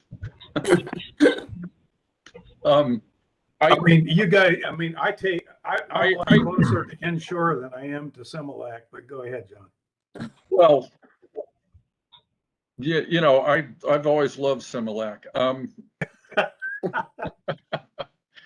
With a little bourbon, it's great. Anyway, again, Mike, I echo or I second or ditto your concerns. I know from experience that even if this zoning goes through, that non-conforming residential next to manufacturing, the health department enforces the noise rules, and that's just the way it goes. And that means under, I'm going to say under 50 decibels at night, you know, and that's not possible. There's just the sound issue here is bad enough, and the manufacturing facility has no recourse. So I find it an incompatible fit. And I certainly respect Casto's development ability. I just think that there are problems here that would prevent me from supporting this the way it's being presented this evening. Mari, do you have any comments? I don't think I can say it any better than you and John have, so I won't try.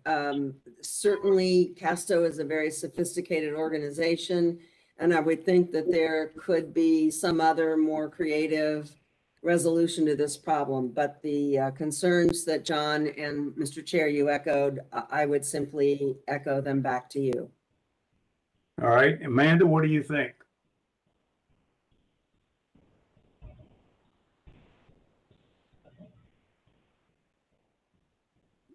She's getting her Similac out.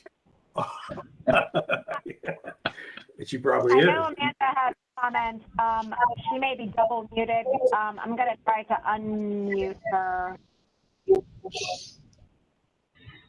Amanda, are you on? Hey, for some reason I lost control on my phone and not, I have no idea. Can you hear me now? Yes. Okay, wonderful. I do have quite a few comments, actually. I do historic preservation tax credits for part of my business, and I find them to be a really wonderful tool in re-engaging places, specifically manufacturing buildings that have not been engaged for residential for quite some time. I think the Cleveland Avenue corridor has a ton of issues that are just beginning to be addressed with multifamily, residential, and I think that this is a great use for both the existing building and for the space that you're proposing the new builds on. I do understand the noise concern and the incompatible use, but I do also believe that there are many cities, Cleveland, Cincinnati, that are doing this successfully and are reusing historic buildings and returning them to something that can be used. It is really challenging, I think, to reuse historic buildings for what they were originally intended for, with all of the changes that manufacturing has gone through since this building was built.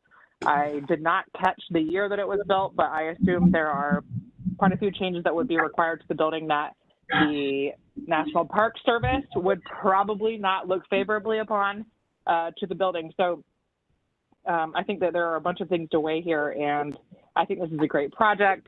It's right on the CMAX line, 500, I think you said 500 or 466 total units or somewhere near there. I think this is a great kind of scratching of the surface of the need for housing in our urban core, and having access to transit, being so close to downtown Columbus State. Short North is right there. I can't say enough great things about the location of this project, and I do sympathize with Abbott, but I also I want to see this building reused, and I know that Casto will do a really wonderful job, and all the things that I've seen online so far, as well as in our packet, really do kind of support my sentiment. So I will support this proposal. I would like to add a comment as well. I know Casto reinvented the storage warehouse at Main and Front in downtown Columbus. Did a great job. It's very dense. It was very underutilized. They put parking in and put some great loft style units in a very dense concrete building. It's a great development. And I would have no problem with a very tall building worked into the fabric of this development, as long as it stayed further south. And what I'm looking at in this very, very minimal site sketch that I never got in the package, I just saw it on the screen a little bit ago. It makes me believe that those are like suburban 3-story center hall apartment buildings, which are awfully close to the Ross Labs operations. And there is an underlying factor that potentially would prevent Ross from doing any modifications to their building, because they're within X feet of a residential zone. So there's this toxic connection between something that's just our use, residential, and the 24/7 high-powered.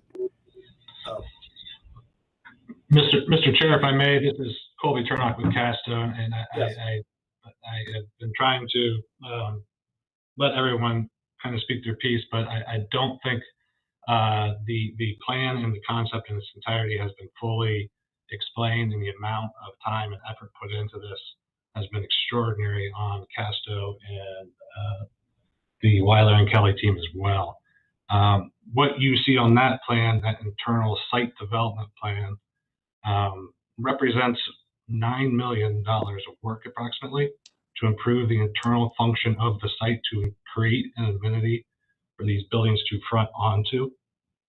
We have also been talking with ODOT about opportunities to create art on that wall that you mentioned. And obviously, for those that know us, we have done several historic tax credit projects, one in Cincinnati that is right on I-71. We have several projects in other locations that are neighbors to uses that have an extreme amount of noise or light, whether that's railroads, freeways, meaning another manufacturing facility. Obviously, we looked at all of this before we started our site planning. We looked at all of the uses that would be interested in coming to the site during our site planning. Well, the site plan that you see is a result, the culmination of probably 15 months of work now. The historic tax credit application for the south building will likely be awarded in the next couple of weeks. So I guess what I want to reiterate, because I don't want to downplay the amount of work that has been put into this and the thoughtfulness that has been put into this.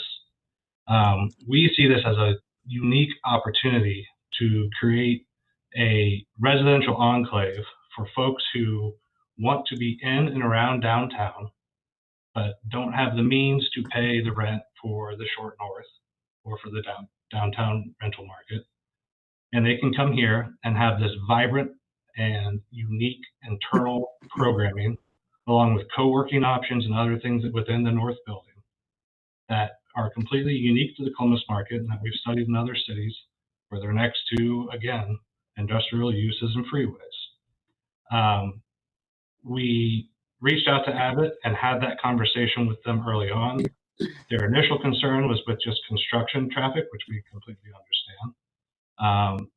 We presented these most recent plans to them and walked through these same concerns, but did not hear back from them until this evening.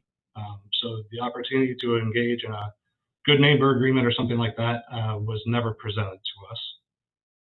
So I think some of the negative things we certainly understand, but I think the level of noise and activity that is being discussed this evening may not in reality be what is occurring. We understand the 24/7 nature of the operations. However, if you look at where their loading docks are, their main one is in the northeast or northwest corner of the site, which is the very pinch point at the top of the screen.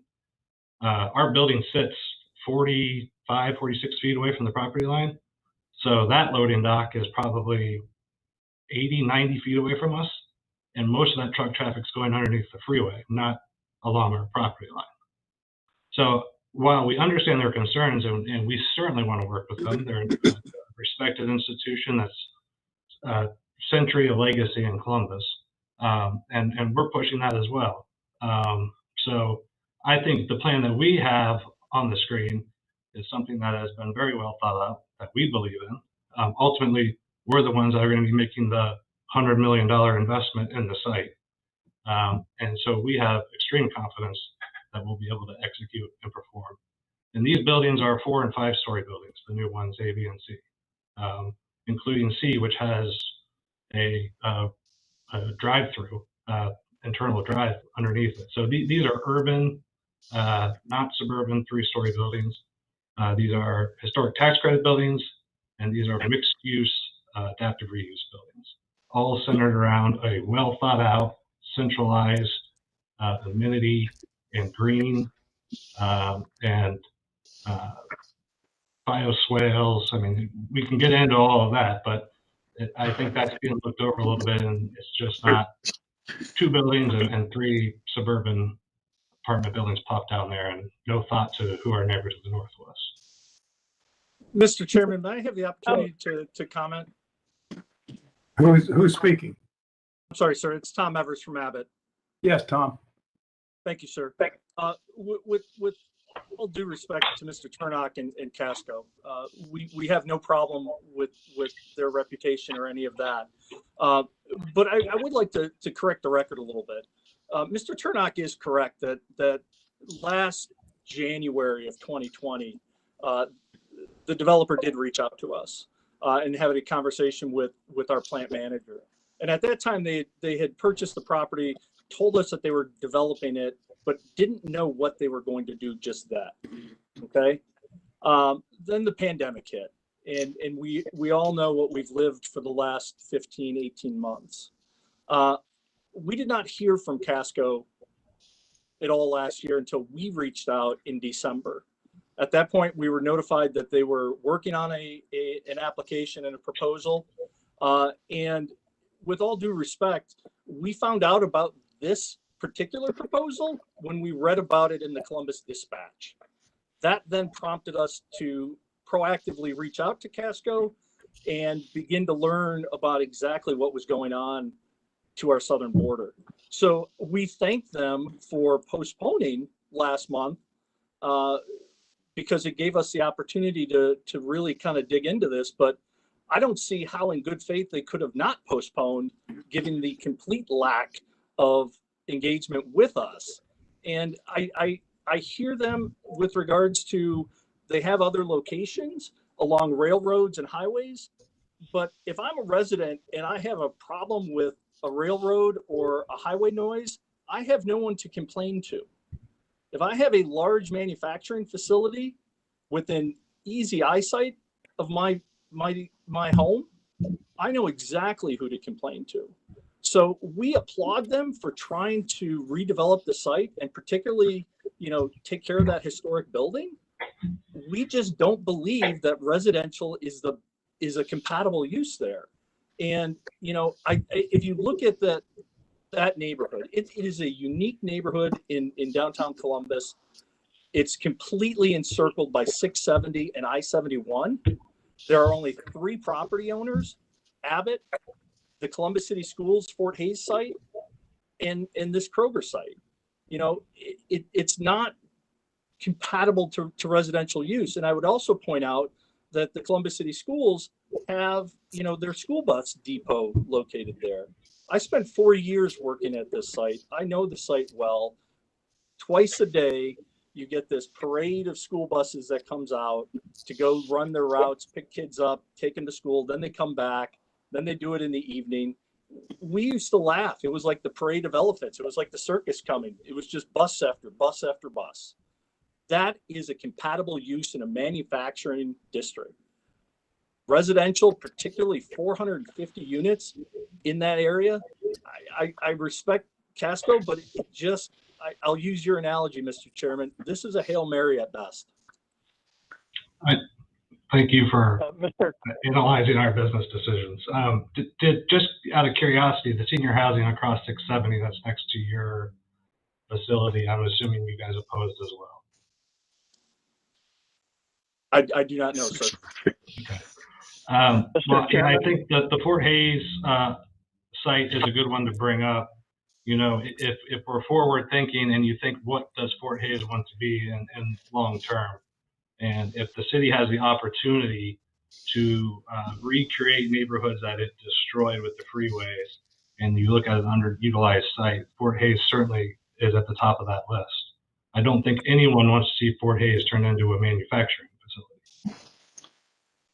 Well, Mr. Chairman, whenever you're ready, I'd like to contribute also. Dave, please. Okay, so let's talk about a little bit of the history on this. And the site is owned manufacturing. I think we can assume Kroger sold the site for a reason. If it was a state-of-the-art manufacturing facility, very likely Kroger would still be there. But this city and this country is full of aging factories and warehouse buildings that the use is being changed on for other uses compatible with urban redevelopment. If this was a desirable manufacturing site location, there would have been a different buyer for this property. But all of the interest on this property was for residential redevelopment. Casco has purchased it. The city of Columbus, I have personal knowledge that the city of Columbus contacted Abbott before Casco was even in the picture about this being an expansion site for Abbott or other economic redevelopment related to manufacturing uses, and Abbott had no interest. As I said, all of the interest in this property when it was placed for sale was for residential redevelopment. Casco has been in contract on this property since in 2019, and Casco reached out to Abbott. So this has been extremely transparent.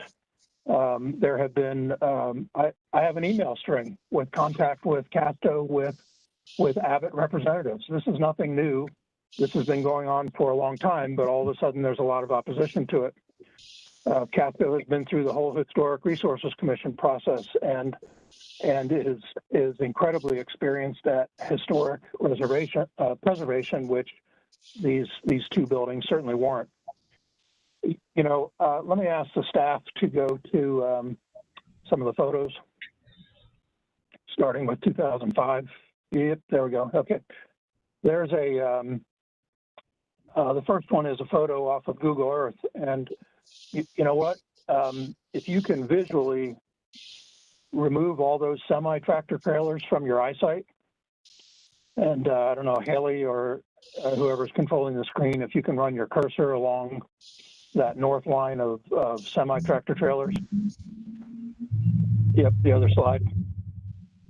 Yep, next row north. That's the property line of this Kroger site, and this is when Kroger was in. This is when the Kroger was in operation. And then go to 2005. You know, I randomly picked up aerial photography.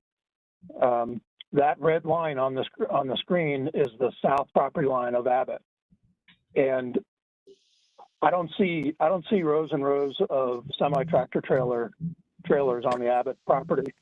I see them on the Kroger property, and Kroger is gone. Staff, if you'd go to the next screen.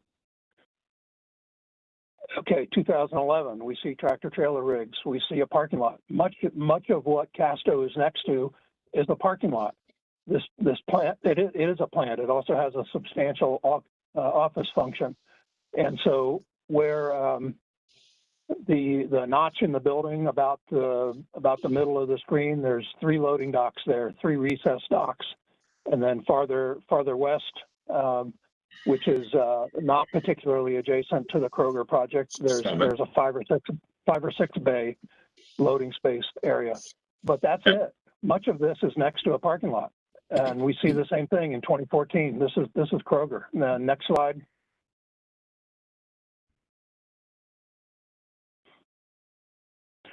And then 2020.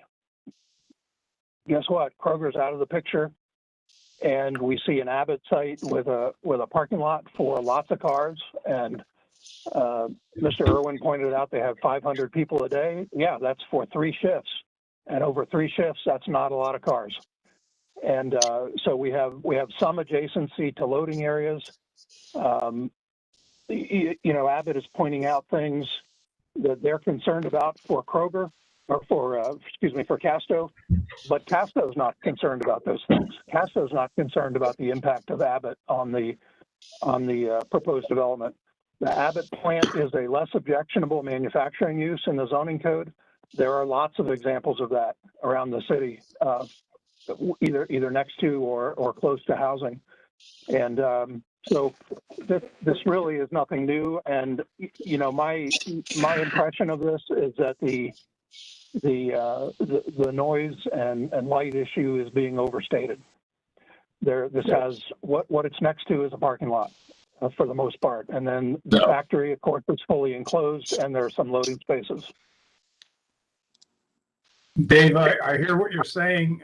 I'm looking at this aerial photo, and every truck in that bay of 6 loading docks at the upper left-hand corner of the screen is going to depart the site, going down parallel to the property line that separates these 2 parcels and out to Cleveland Avenue. I'm not sure that they do, Mr. Chairman. Mr. Chairman, this is Tom Evers from Abbott, if I may, sir. Yes. Sir, what you're not seeing is on the west side of 670. We also have our global distribution center, and we also own multiple parcels. You can see on the call it 9 o'clock on that picture on the left hand side, you can see those tractor trailers. Sir, that is our property. So we do access under 670 to get to those loading docks, but you know, the time lapse pictures that we saw, I'm not surprised that they don't necessarily show tractor trailers, because if you look, we keep them all over there and bring them back and forth multiple times during the day. So that they're not going along the property line out to Cleveland Avenue. Some are not. Yeah, there's other, I mean, that lot for that you're pointing out has other means of egress on Buckingham and to Cleveland. Yeah. And the comments about, the comments about school buses. Wow. The mix of tractor trailer rigs with school buses. Wow. David, it's not a car issue. Look.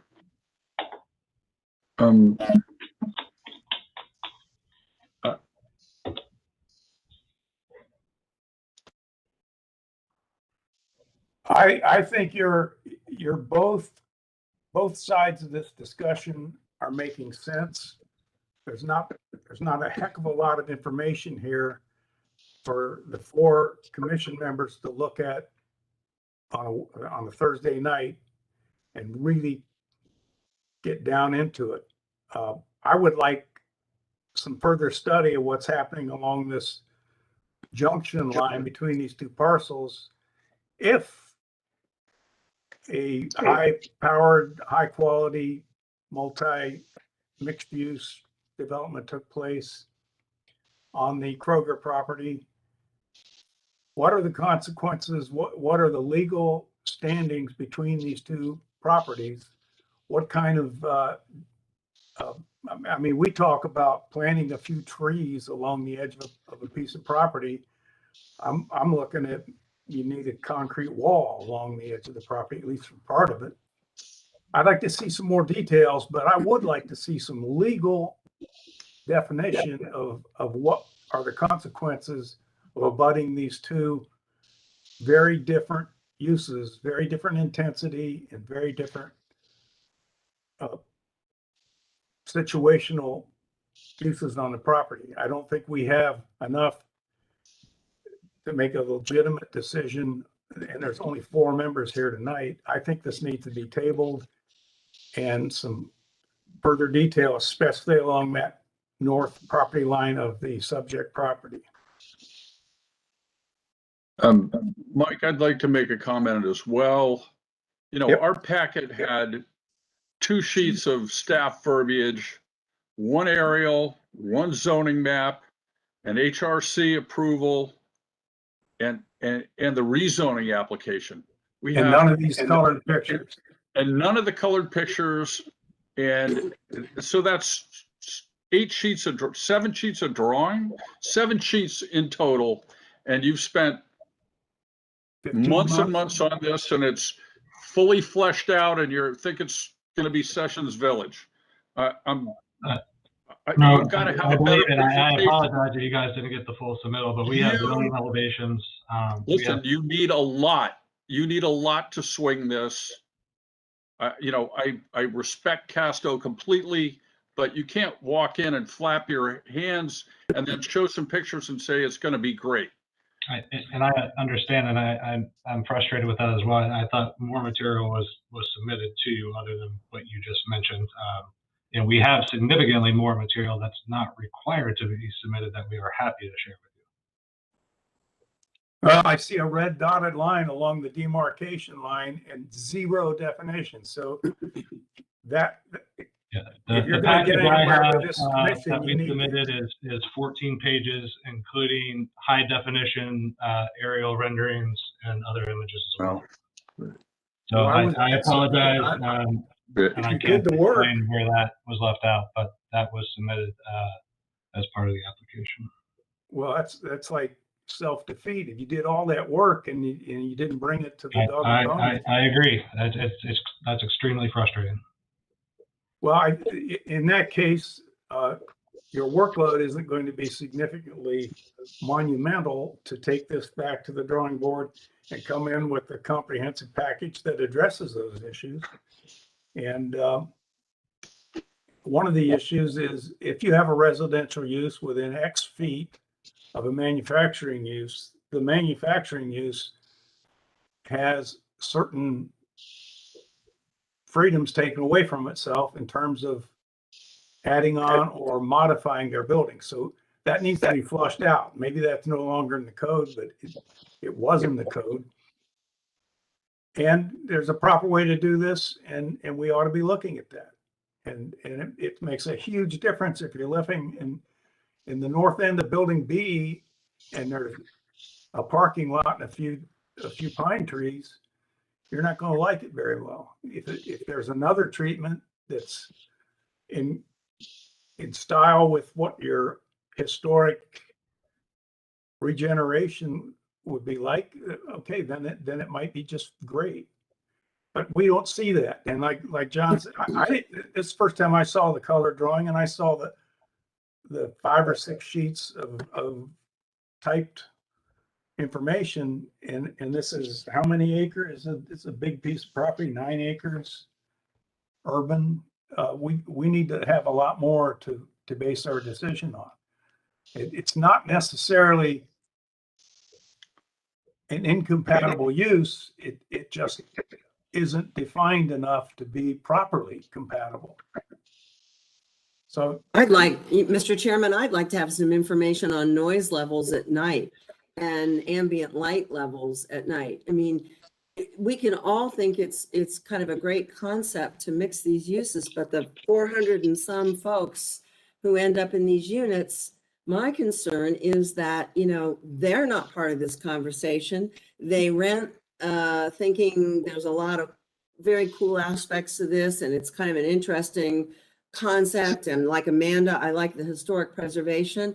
But if half of the residential unit dwellers become disturbed or upset within a couple of months about noise or light or truck action in the middle of the night, I really have to empathize with Abbott. They're the ones that are going to field the complaints. And so I'd like a little bit more. I mean, I'll go sit in the parking lot in my car some night and listen, but that probably won't, that won't be adequate. That won't give me an idea of what these residents in these residential units would really experience on a day-to-day, night-to-night basis.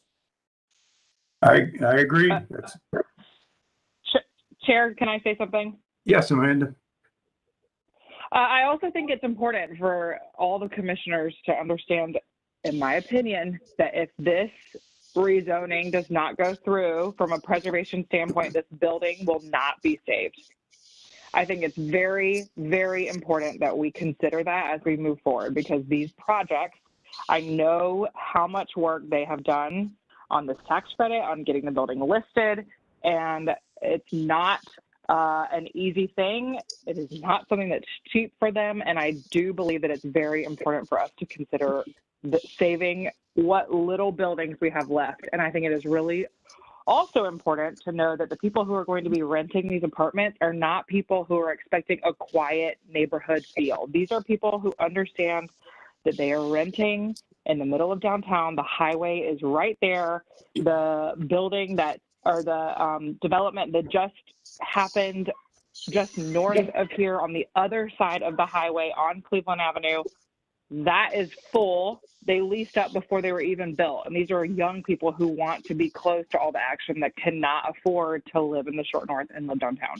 So I think that's very important for us to consider all of those factors.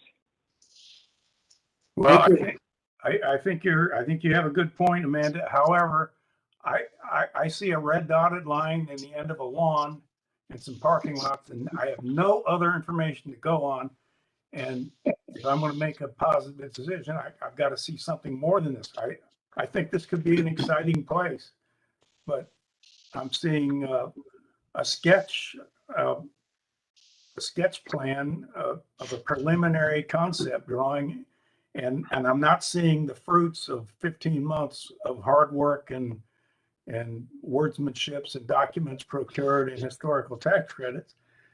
I'm not seeing what I need to see to do what we have a task to do tonight. So I'm calling for this to be tabled until that can be gathered.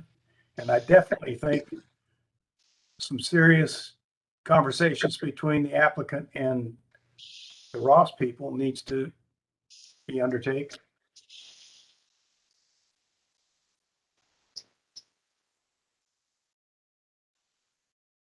Everything went Yeah, blank. that's fine. We'll agree to table. Resubmittal is easy as pushing send tomorrow, and we're happy to re-engage once again with the Abbott folks, and hopefully, as I mentioned, we are always more than willing to do good neighbor agreements or similar type agreements. It just there's not been a response to our previous meeting, and honestly, time is against us a little bit, and we just keep bumping it down the road. But we're happy to table. You did the hard part already with the existing building and getting through that part of it. So I think it's very focused, and you can get to the bottom of that part of it, and then send us a few extra sheets so we can actually comprehend. There's 3 architects on the board, 2 planners. Yep. And we know I think the visuals will speak for themselves. Okay, great. All right, I'm gonna ask for a motion to table this until the next available hearing. So moved. Marty, second by Second. John. All those in favor for tabling this case till the next available hearing, say aye. Aye. Okay, this case is tabled until the next hearing. Let's move on to case number 9. Z21-026, 375 East 5th Avenue. The 8.24 acre site consists of several parcels and is part of the Clark Grave Vault Company land, currently zoned M manufacturing. 2 sites are proposed for multi-unit development. The proposal for Site 1 includes rezoning to the AR3 apartment residential district. A private road is proposed to provide access to the Clark Grave Vault Company, which will remain in operation. The proposal for Site 2 includes rezoning to the AR1 apartment residential district. North of the site, across East 5th Avenue, is new multi-unit residential development in the AR2 apartment residential district. To the east is a lumber store in the M manufacturing district and railroad tracks along the site's eastern boundary. South of the site is a multi-unit residential development in the AR2 apartment residential district and part of the Clark Grave Vault use in the M manufacturing district.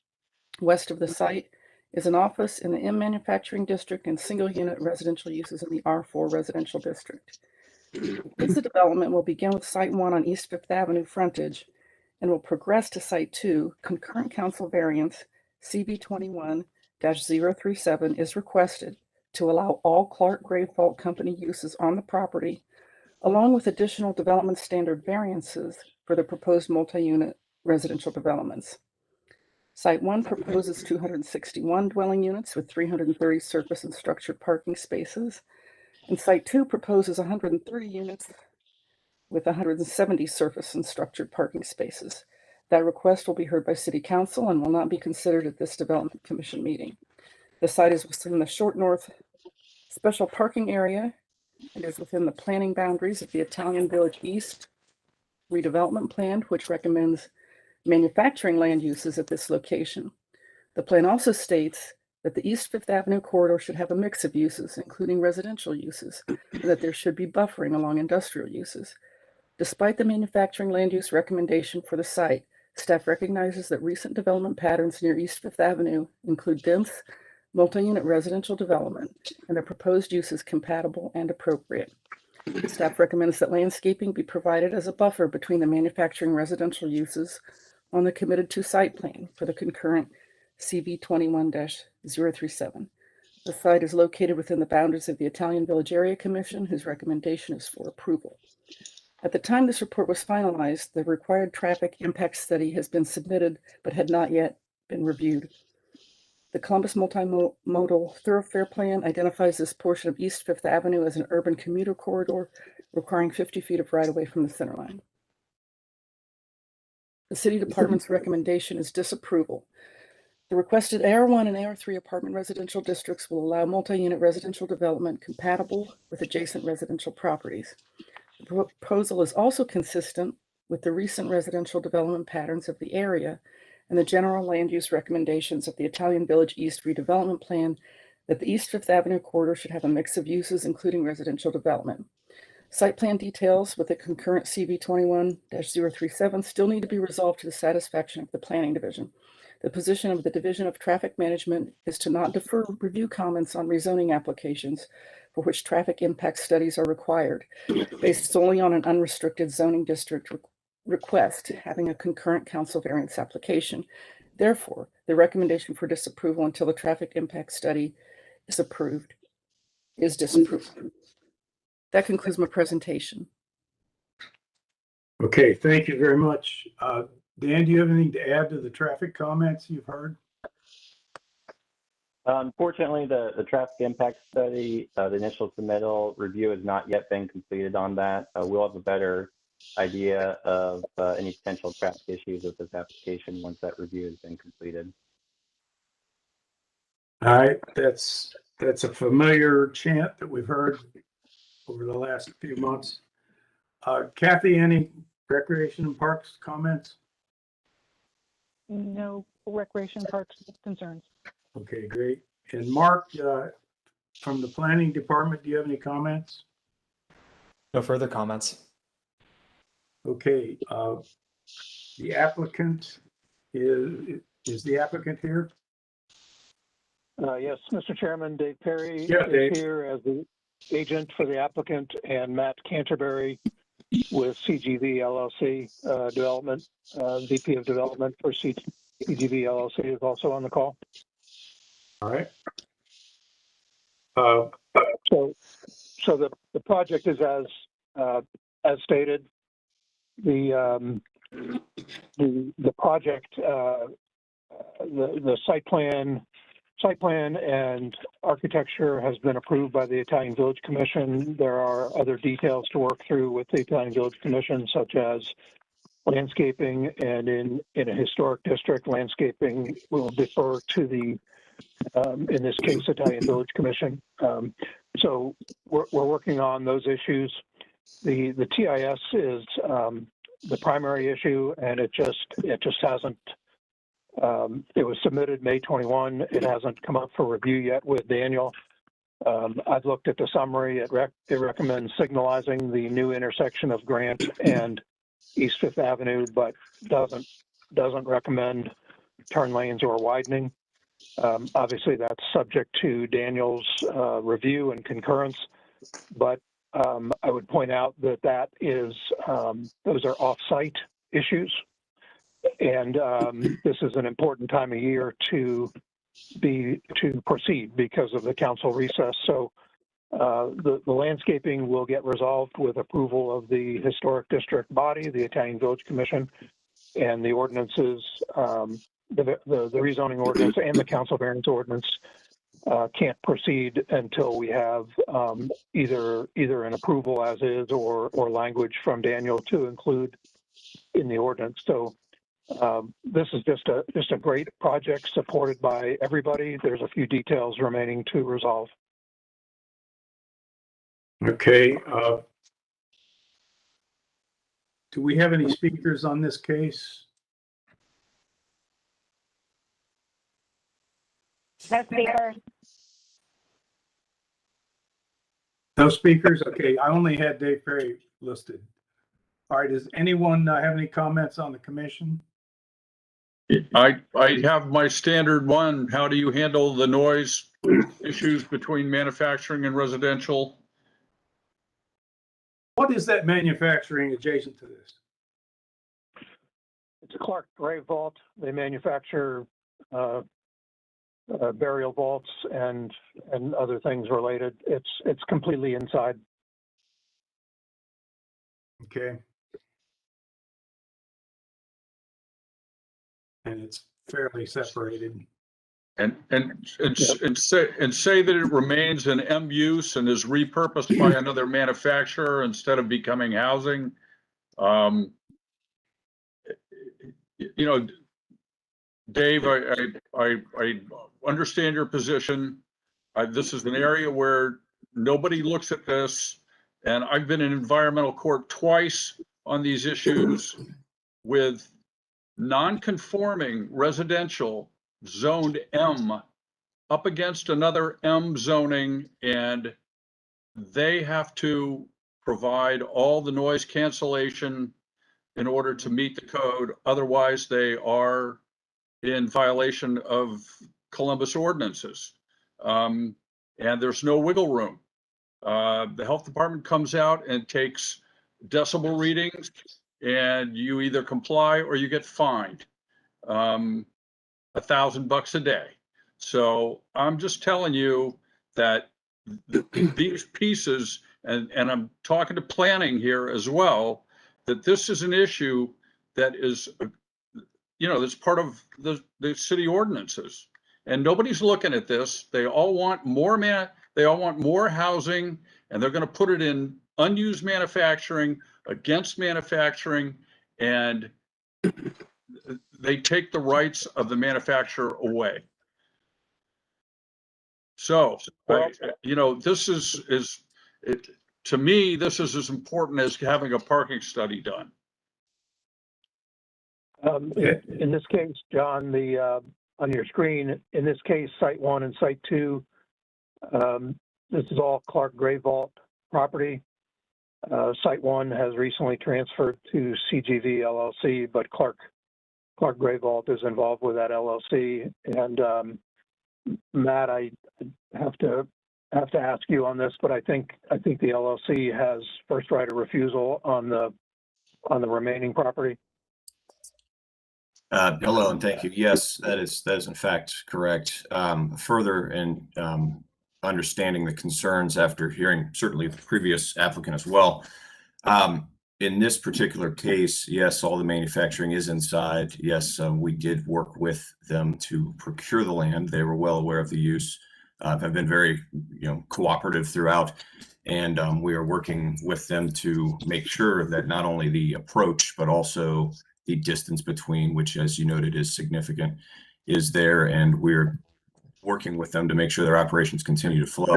Further from that, should the use change, their and our right of refusal for whatever reason does not stick, what would occur is that the new user would have the opportunity to understand that they would be operating in said distance of a residential use.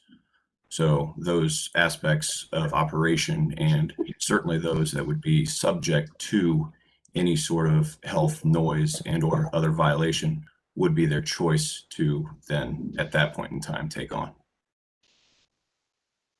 Yeah, the other thing, John and commissioners, is it's seriously, it's a new day on urban development. It's been happening for 10 or 12 years. And at the bottom of the screen, let's say bottom middle below the Site 2 AR1, yeah, that is Station 324 apartment complex that went through zoning a couple years ago. It's been developed. It's around 300 units, I believe, and that's right next to the Clark Gray Vault property. And so, I mean, there is a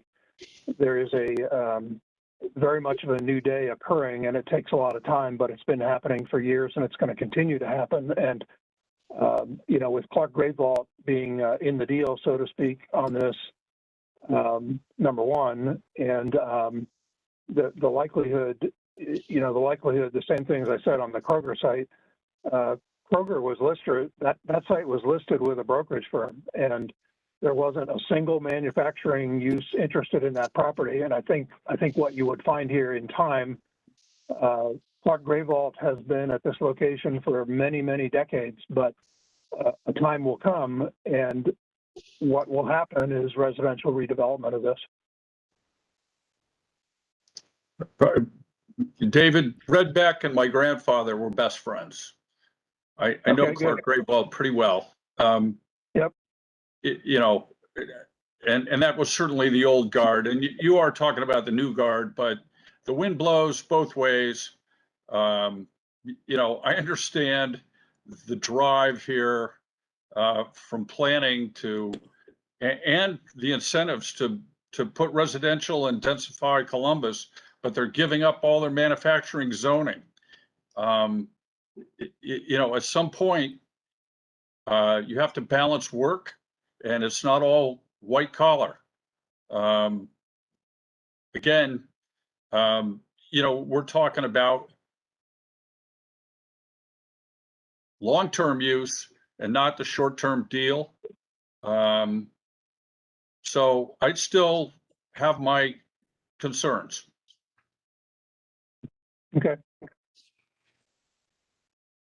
It's also very oversimplified with a simple white line between the truck circulating area and the edge of the apartment complex, and it's just a white line. But if you got a family living in those apartments and a little kid running around, it's no longer just a white line. It has to be a demarcation that really makes some sense, even if everybody's part of the same team and a good neighbor policy. Some more detail has to be shown before it all seems consistent and non-competing. So it's like the previous case. We need more detail. The council variance application is conditioned on a site plan that the Italian Village Commission has reviewed, and it's a extensively developed site plan. It's for the variance ordinance, though. Well, but do you see the gulf, the gap between what we're looking at now and the kind of leap of faith that you're asking us to make? Well, you have a historic district commission that's honestly is tough. I mean, they are a tough group, and that's a good thing. So I don't think there's a lot of risk in this case. They're fashionistas. I'm sorry. You've worked there as an architect, John. I absolutely have. Yeah. Well, we've all been through the Italian Village Commission. Yeah, and it's tough, and that's what Matt Canterbury is dealing with. It's a tough group. I'm a regular, as many of us have been before, right? That said, those fashionistas, your word, not mine on that one. I just realized I was yet again on record. They have seen and they do understand the entrance and the truck traffic and the fact that we have moved all of our parking and our amenity to the inside of that space. So those things have been discussed, just to make the council aware that their decisions have been made with the understanding and knowledge of a use of such as manufacturing and residential being next to each other. So I wanted to make that known. Well, gentlemen, I'm of a mind that you could find a way to make this an appropriate use, but I haven't seen the how you would do that yet. And you haven't got the traffic information back. So how much of an inconvenience would it be to table this until those two come together? We seem to be getting a lot of loose ends that we have to make a decision on, and then hope they all come together downstream a little bit. I'd like to see more detail and more attention shown on what's going to happen now, even if it's temporary. It probably is temporary. But how's it going to happen? How's it going to separate an intense manufacturing use from placid residential use, and simply with a 1 foot curb between the two uses? Chair, if I may, and yes. Thank you for the comments. Just seeking more clarity to the two pieces that you're asking for from a information standpoint. The first of which being traffic. The report that traffic is reading over is actually preferential in our minds. So we certainly would not be fighting what would be putting in a traffic signal that would allow for that. We believe that the risks in terms of moving forward are minimal there, understanding the process. I just wanted to make that known. Okay. Secondly, if we could look at is there any way to look at the site plan, please, the overall site? Again, seeking more information and clarity you're looking for. There we go. Stay there, please. The entry, if you'll see where it's a noted public park there in the center, the Clark Graves entry is right there for truck traffic. What I meant, just to be more descriptive, is that there will be no truck traffic that goes plan to the left or what is directionally south of that entry piece. That will all be coming up a widened road, which is wider than that of code requirements, and has, you know, a purposeful barrier in the midst for incoming traffic. Obviously, truck traffic going out will be on the correct side of the road, or at least we certainly hope. All of that said, we've moved everything internal. We've attempted to force and direct not only our own residents' traffic internal to where it says Site 1 by the site amenity, but just to be clear, yes, those are curbs. It's a wider road. There's a buffer of a park. You're speaking of a white line. I respect and understand that. I'm seeking more clarity in terms of what detail would you like to see? Thank you.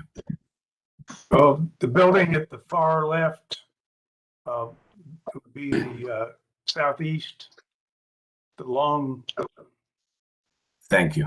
building that has a parking lot adjoining the long, slender building on an angle. Mm-hmm.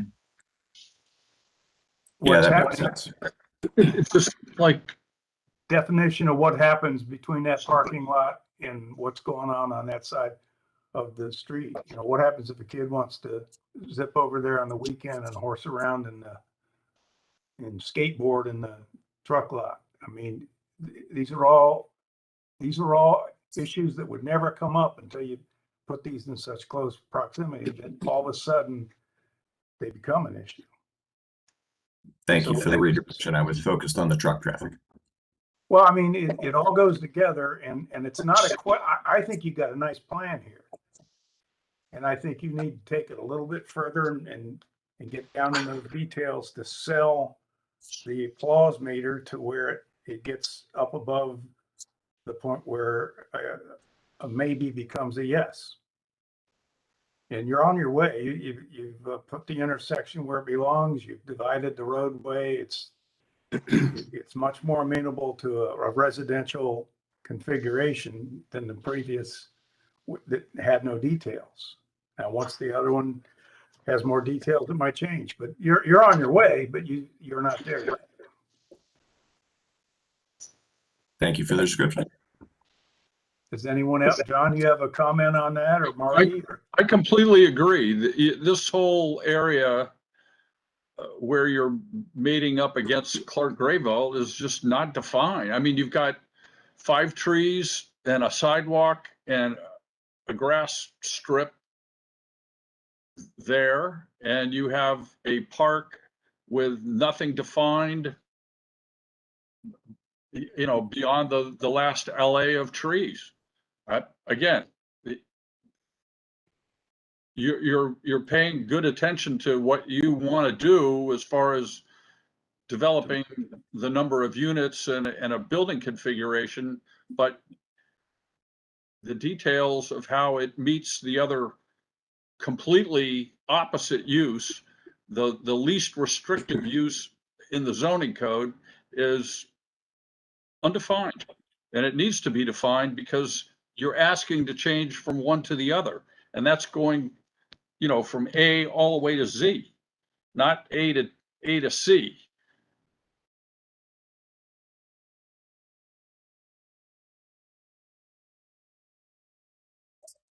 Much like the prior applicant, we do have more detail on that, but as stated before, it's not shown here. So that is something that we could very easily accommodate. Great. All right, I'm gonna ask for a motion to table this, so you go back to gather those things up and pay close attention to where these two dramatically, as John just stated, those dramatically different uses connect, and show how you delicately treat that so that it works. Then with a clear conscience and a clean mind, we can vote on it and it makes sense. So I need a motion to table this case till the next available hearing. So moved. Second? Second. All those in favor of tabling signify by saying aye. Aye. Okay, you're tabled till the next hearing. You don't have as much work to do as the other guys, as far as I can see, but good luck. You're on your way. Could we have an interstitial meeting so we don't follow the other guys? I kid. I apologize. Thank you for your time.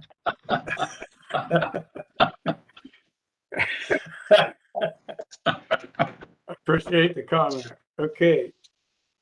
We are finished with tonight's agenda. Who would like to adjourn? Do we need a motion or do we just leave and hang up? I think we could just wave and hang up, but I just wanted to let you guys know that I will update you on July 8th if it is indeed in person. So just stay tuned as plans are made. So thank you very much. Thank you. That would be great to know, Shannon, ahead of time. Thank you. You put a nice package together, Shannon. Thank you. You guys have a good night. Night. Thank you, everybody. Good night. Bye. Night.